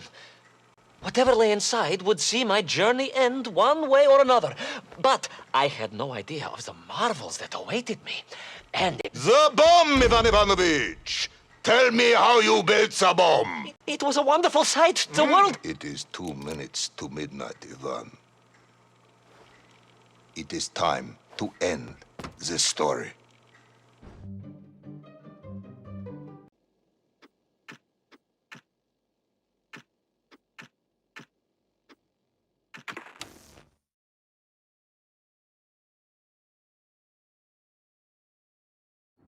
Let us recap. 3 years ago, you were sent to the center of the Earth as part of a top-secret mission to ensure the delivery of little Orpheus, an atomic-powered capsule. You promptly vanished until you casually wandered up to Molodiyozhnaya station 3 years later, claiming to have saved the world, but lost little Orpheus in the process. Is this correct? Yes, General, it is, but... You are charged with many crimes against the state, including desertion, lying to a superior officer, and sedition. Any one of these charges bears the punishment of execution by firing squad.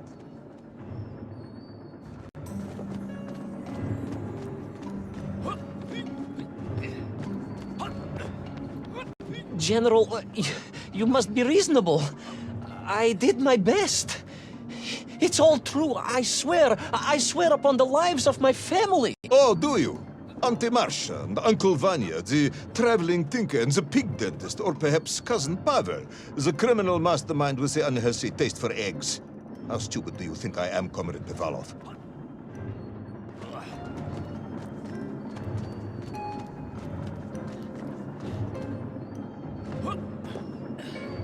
Subdayu, it is all true. Maybe your toy maker, or was it watchmaker, father, who apparently taught you all he knew, despite being killed when you were less than 5 years old. I was a fast learner? You have precisely 1 minute to convince me not to summon the guards, and have you shot on the spot. A minute? A lifetime. It's all I need, General.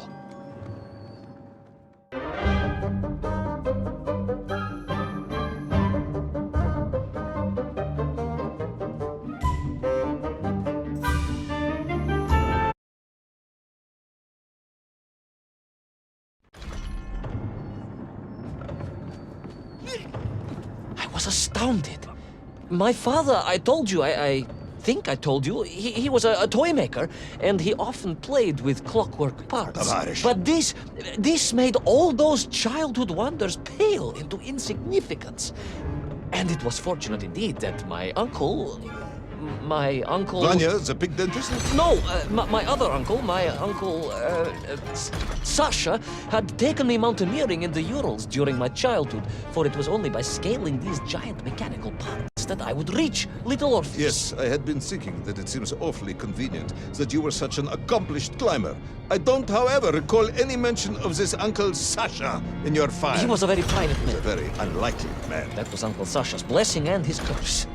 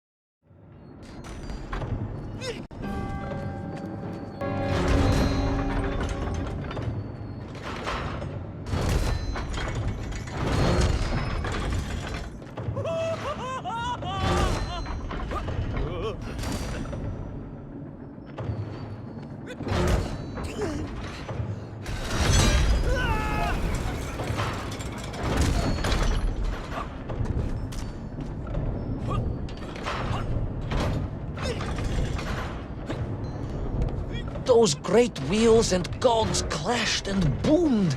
The vast hands of all time crunching forever and ever around. Ivan Ivanovich. Pendulums and springs and great big wheels and tiny little wheels. Товарищ Привалов, stop! Though at least the Мкъ were not here, especially as they seemed to infest the world below the surface. Мкъ everywhere. Мкъ. Many Мкъ. Мкъ aplenty. Мкъ. You are babbling, comrade. Enough.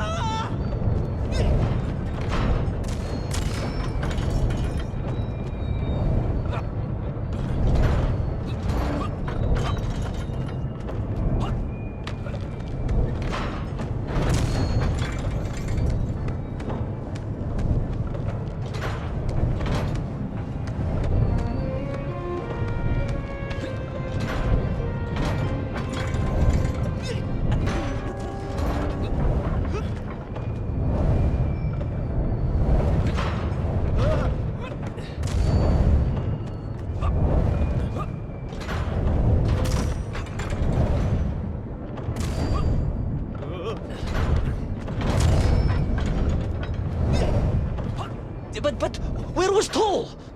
Aha! High above. On the clock face, perhaps. With his radios and his crystals. Now, if I could just reach him, I could use the bomb. There is no bomb. You have no idea how to make a bomb. You have no idea about how to do anything one might actually expect of a cosmonaut. The bomb? Ivan Ivanovich! General? Time is up.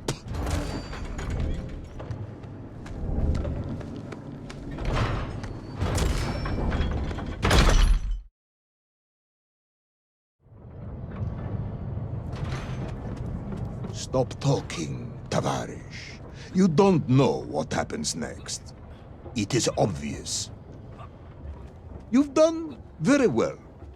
I applaud you for your efforts and your story. It is a wonderful tale, Comrade Privalov. I have enjoyed it immensely. But every story needs an ending. And it is clear yours does not have one. I just need more time. I think that even if I gave you all the time in the world, it would not be enough. No, General. I can do this. That is, I remember what happens next. I just need to catch my breath and compose myself. We both know how this story ends, comrade. But little Orpheus, you haven't heard what happened. We will find out soon enough. You will be executed, and another expedition will be sent. No, you cannot. You cannot. We must never go back. You don't understand.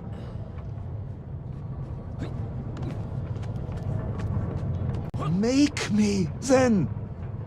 Make me understand. I am a kind man, although you may not believe this. I do not want to have you shot. So help me. Make me understand. Tell me what happened to little Orpheus.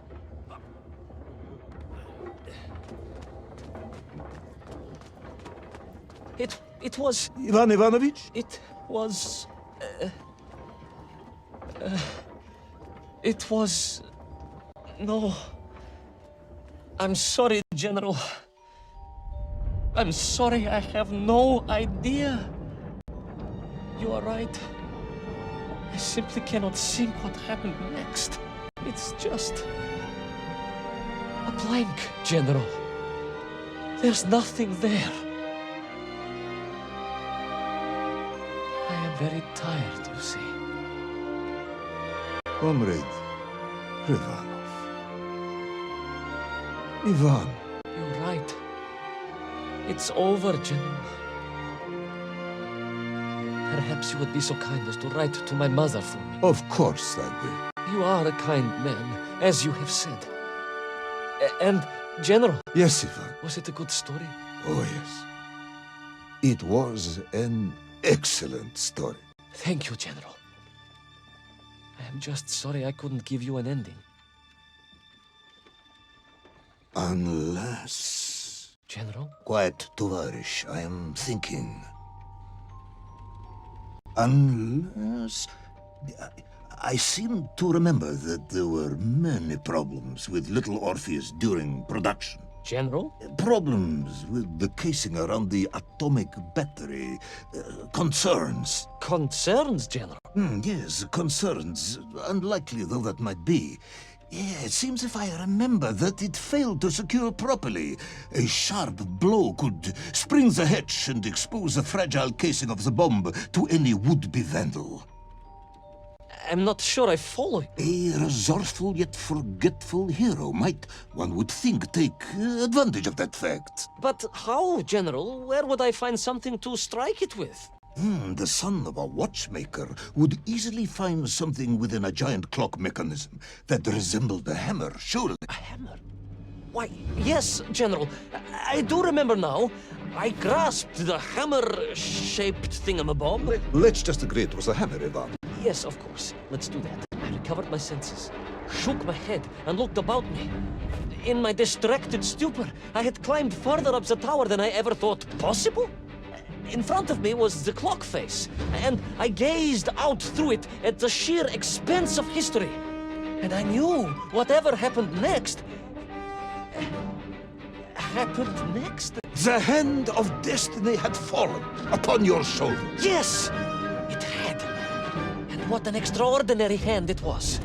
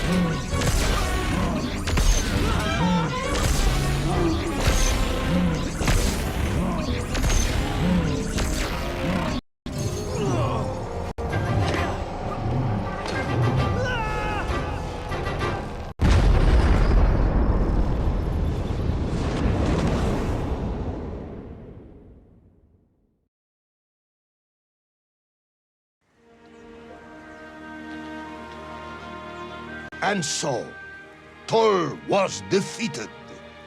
Little Orpheus destroyed, the bomb lost forever. Not just that, General. In that moment, time sprung back to its proper shape, and I found myself once more in Plutonia, the start of my journey. But the wound in the interior sky was gone. The drill was gone. It was as if I had never been here. And they were nymph, free and happy, without the tyranny of toll, free to pursue their simple life. But we can never go back. Never, General.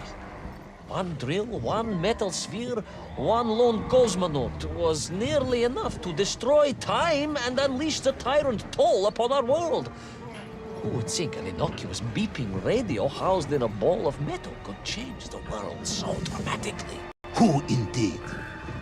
But tell me, what of you? And what of your return to the surface? I stayed amongst the ⴄʟ for as long as I could. But I came to realize they had begun to worship me as a king. No, General. I am a good socialist and could not allow this workers' paradise to become corrupted. And so I left that wonderful land for the last time. And then? And then I walked. For 2 years I wandered, always looking for a way home, through lands and worlds almost beyond imagination. Until one day, I emerged, blinking into sunlight, and realized I was home. Until one day I emerged, just like that? You just found your way back to the surface? Well, General, it was a little more complicated than that. There were great obstacles to overcome, and terrible challenges to face, and incredible lands to explore. Enough, Ivan. Little Orpheus is lost forever. The interior is sealed. You have returned with a story of socialism, triumphing over incredible odds. It is, as I said, enough for one night. Enough for my report, at least. General, if I may... Comrade Ivan Ivanovich Privalov, you are found guilty of all charges brought against you and sentenced to execution by firing squad. However, having listened to your story, I believe you are quite mad. In other words, I find your madness guilty, not you. And we cannot execute madness. And indeed, there are lessons to be learned, even in the depths of this madness. Perhaps the Americans were right to send the chimp after all. So, General? Get out of my sight, Ivan. Go home. Enjoy a state pension as a madman. Just make sure I never see you again. Yes, General. Of course, General. Anything you say. I shall be small and quiet and live a life without excitement and... Out! Until one day I just emerged. Oh, very good, Tavarish.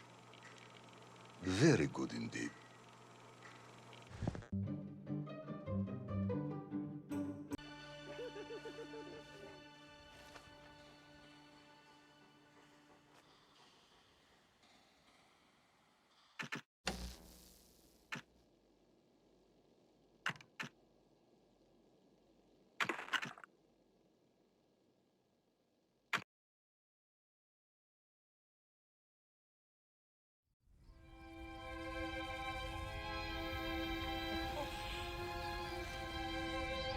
Who's the best space dog? Oh, где моя хорошая, хорошенькая моя, ты просто космическая. Eh? Who's the best hairy cosmonaut? It is indeed a lovely sunset, and it reminds me of the skies of Peru. I didn't? I never told you about the wonderful Sky City? Well, it was an extraordinary place, but one filled with dangers. Well, it might have been simple for you to cross it, but you were in a space capsule. I had to rely on my own 2 feet, my noshki. Feet which, I might add, had just crossed the interior, beaten the villain Toll, and helped inspire the Мкъ to a workers' revolution. Oh, that's all very easy for you to say, but your idea of civilized behavior is licking your own bottom in public. No. My adventures above the clouds were filled with untold dangers, death-defying escapes, and some really quite extraordinarily large 괤ᴤ. And it happened like this.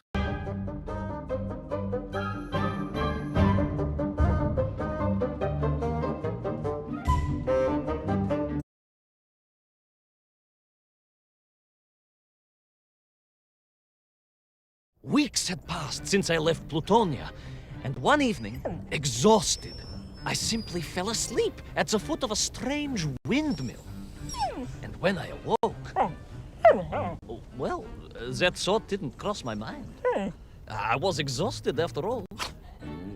This is beside the point, my nosy canine friend. What matters is this.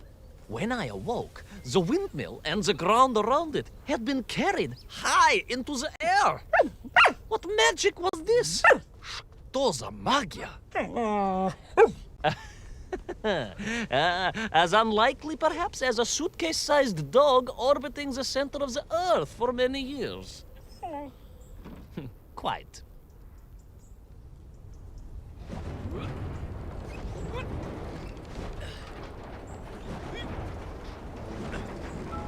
Quick as a flash, 𝐴ᴝ, my training leapt into play, and I began to paddle the strange contraption through the clouds in search of answers.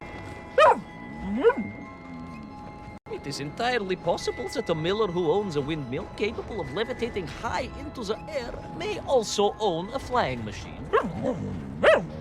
Oh, now you're just being silly.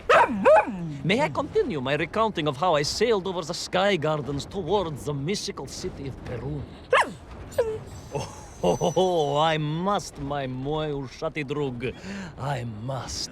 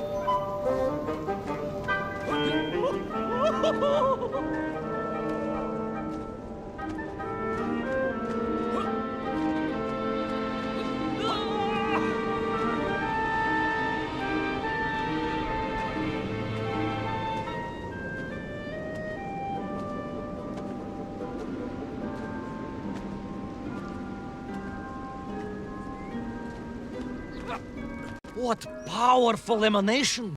What mighty gusts! What an epic squall!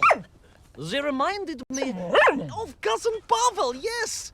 But whereas his rearward zephyrs could curdle milk and tarnish the teaspoons, these magical wafts only serve to carry me aloft and onwards.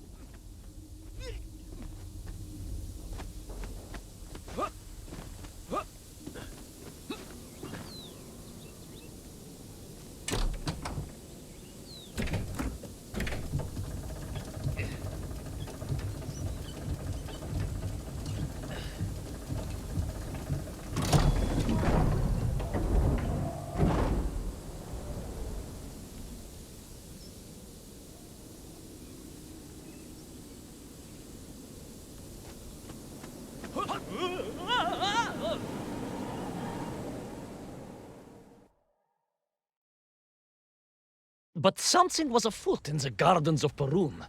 This horrid muck staining the surfaces and making my nose curl. Yes, it was positively pavilion in scent. But it did not belong here. I think I once told you of Auntie Masha's passionate encounter in a cable car with the manganese entrepreneur from Chiatura. Now, Auntie Masha told me that there was a disagreeable stain and smell all around those factories and smelting works. Our industry is not without its dangers. Could it be that the once bucolic gardens of Perun were being corrupted by unchecked pollution? After all, science is a double-edged sword, my bristly confidant. Consider Zyemichov. Of course. I apologize. Proшу прощения. Two-headed dogs is perhaps a rather insensitive analogy, but not without justification in this instance. I have seen the blemished lands around Norilsk, but I could not believe that I would find such pollution here. But this was nothing to the true horror of what was shortly to unfold.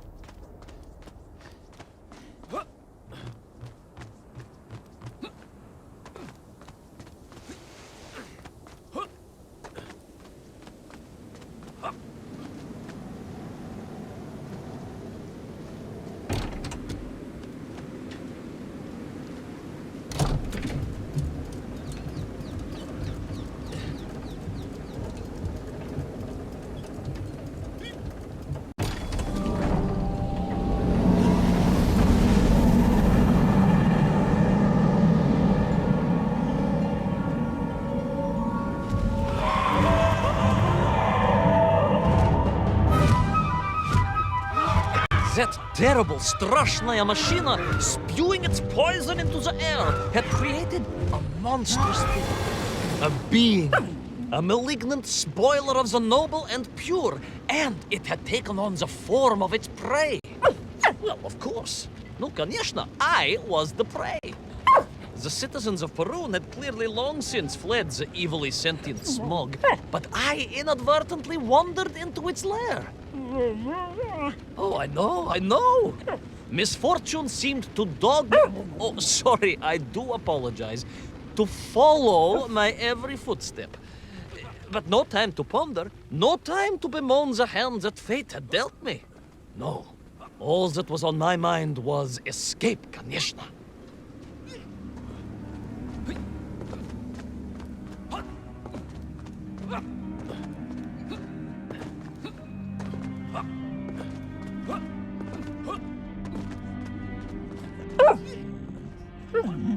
Yes, it was most interesting.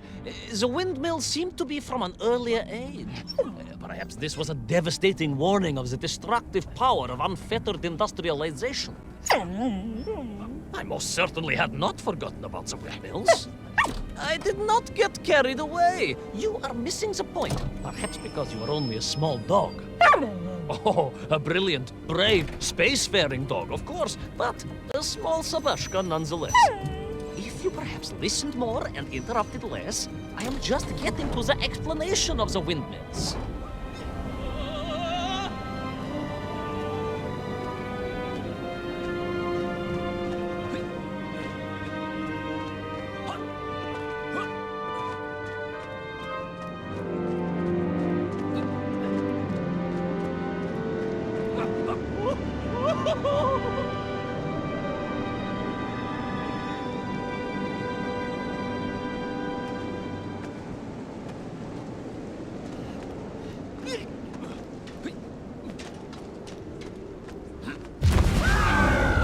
My stinky nemesis was back. But more interesting was the change in the...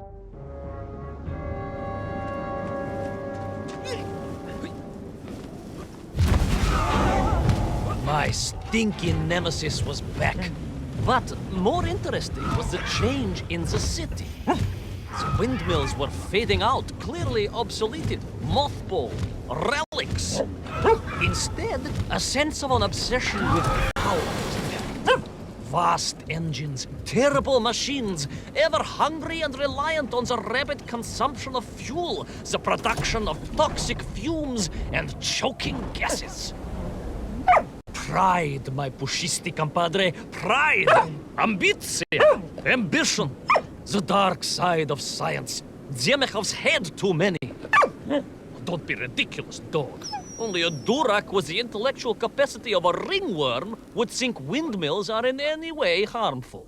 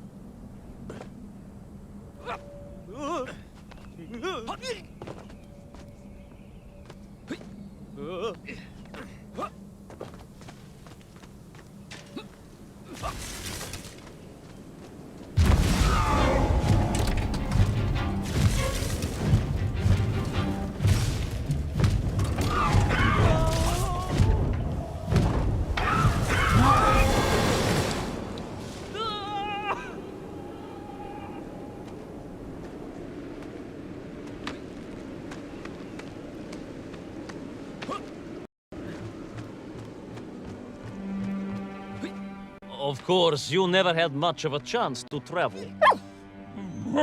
Sarcasm doesn't suit you. You don't have the tail for it. You do, at least, have a tail. Mind you, family gossip maintained that so did Uncle 𝴅ᴏ. Although it was apparently little more than a stub, and a source of considerable discomfort and social anxiety for him. The question of whether or not Uncle 𝴅ᴏ wagged his stub is very much off topic. What I am trying to say is that your upbringing on the streets of Moscow meant you never saw the blackened fields of Magnitogorsk. The sacrifices made by the valiant citizens of that industrial heartland, as they drowned in their own blight, even as they powered the state forwards. I was reminded of Magnitogorsk as I wandered through those fields of pipes and foundries. And I wept for the loss of innocence that so often goes hand in hand with progress.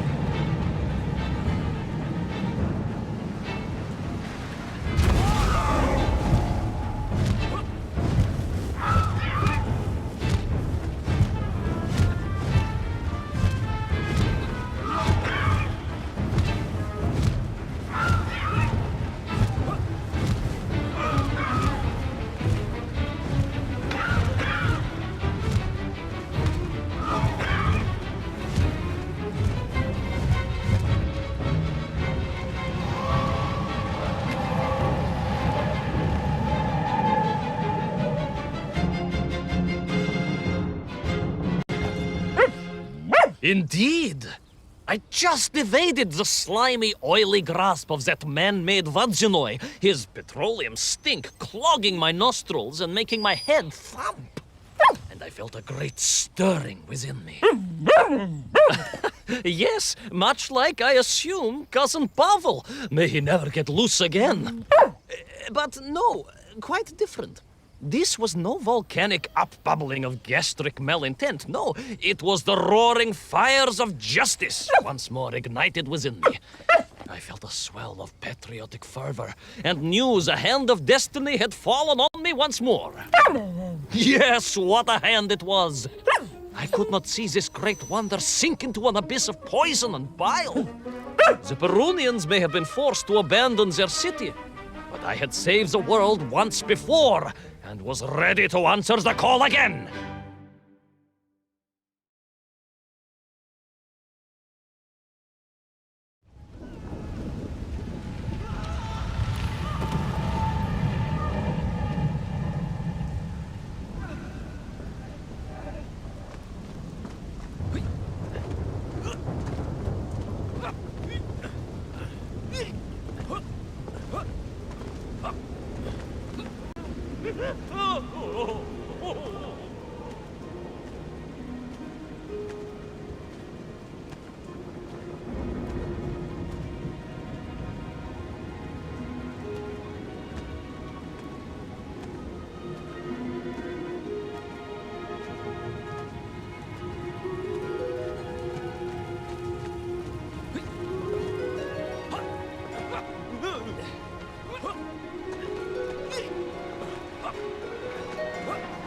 What strange metal bielorybitsa clearly designed to swim through the air? I was amazed. And there was more. Beneath the fins, I spotted the apertures of hoses and was reminded of the time Auntie Agrafina devised a contraption to water all of her copious algae beds simultaneously with one flush of the toilet by a system of pipes and valves that ran throughout her house. Можно так сказать, in a manner of speaking, yes. Her algae were most irrigated, although her neighbor Victor was washing his trousers in the sink at the time and was bruised quite severely about the face and body. But these were no ordinary flying metal fish. They were designed to expel air, fresh air, and push back the polluted clouds.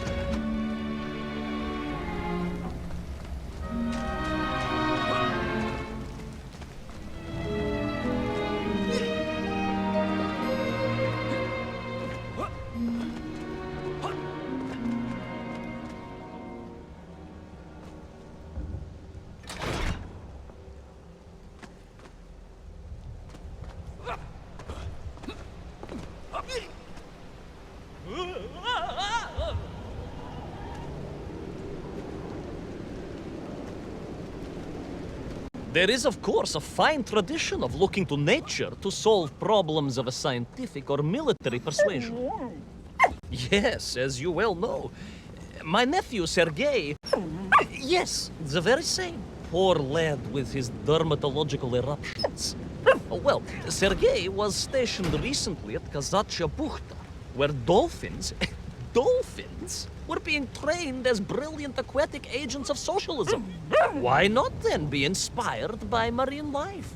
Why, there is a fish, I have heard, that can shoot jets of water from beneath the surface to knock its prey off little tiny twigs and into its mouth. If you were to tell the average mushroom sheriff that a dog would orbit the Earth, I suspect you would receive a similarly sneering response. No, that is because you are a small, hairy hound of uncertain parentage. I, on the other hand, am a cosmonaut, the product of many months of training, and I realized the answer to pollution was here all along. The Perunians, tragically, had simply never had time to finish their fleet. If only I could find a working, flying fish. If only. If only. Yes. If only.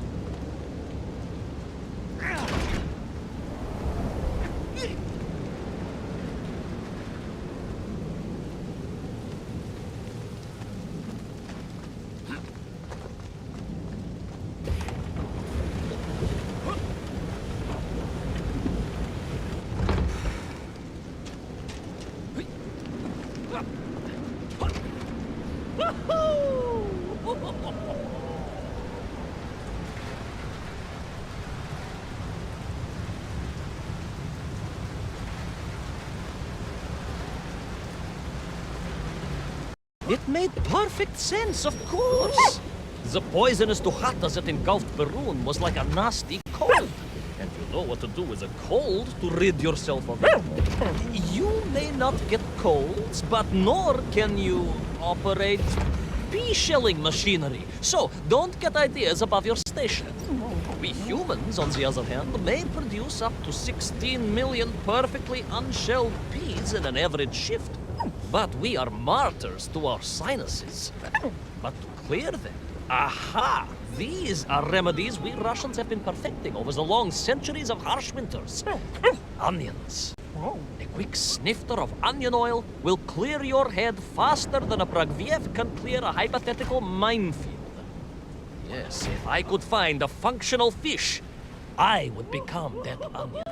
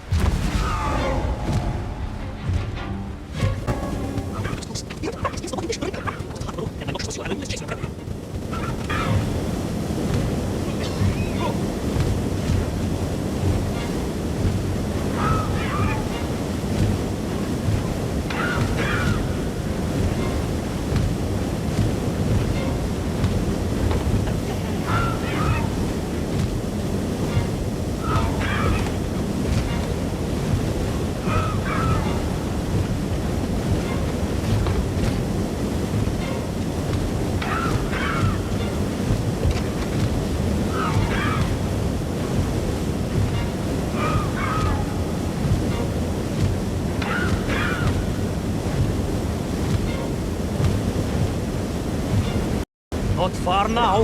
I just had to keep going, keep pushing. It's almost as if you knew how.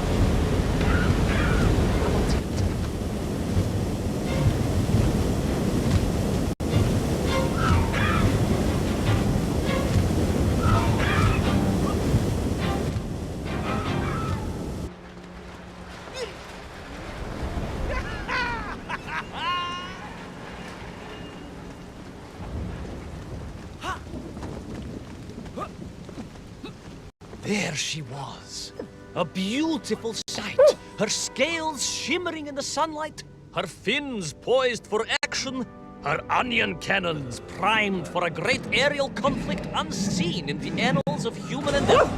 And you are just jealous it was a bigger flying machine than yours. No, my bilious pal. It was time for science to fight back. Yes, my hairy compatriot. Paechale, onwards to victory!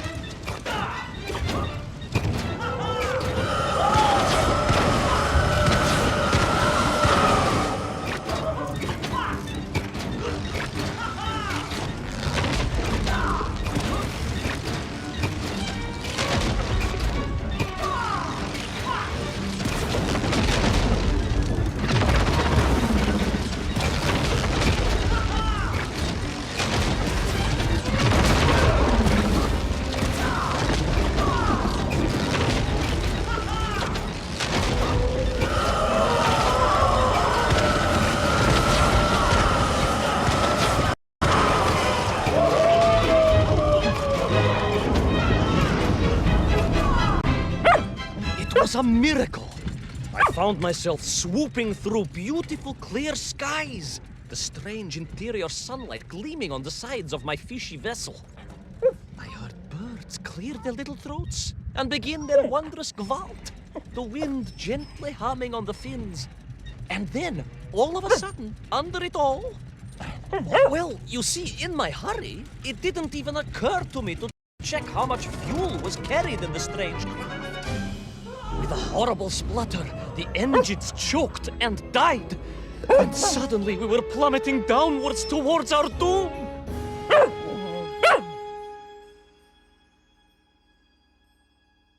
I did not. A simple mistake that many have made. Why, my Aunt Agrafina met her untimely demise being late for a fungal sculpting seminar and making exactly the same error. Only, unfortunately, it left her stranded in sub-zero temperatures just outside ᴅᴏⴟ She wasn't found until 18 years after her own funeral, but was perfectly preserved. Remarkable, really. It is beside the point, yes. So, there I was. My fabulous ship had become a terrible prison. I was hurtling to my almost certain death. My triumph turned to tragedy. But then... well, you know what happened next. Even so, moi magnati drug, that is a story for another time.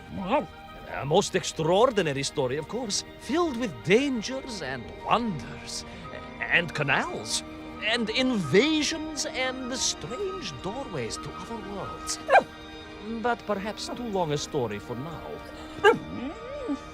Yes, indeed, my canine tavarish. Time for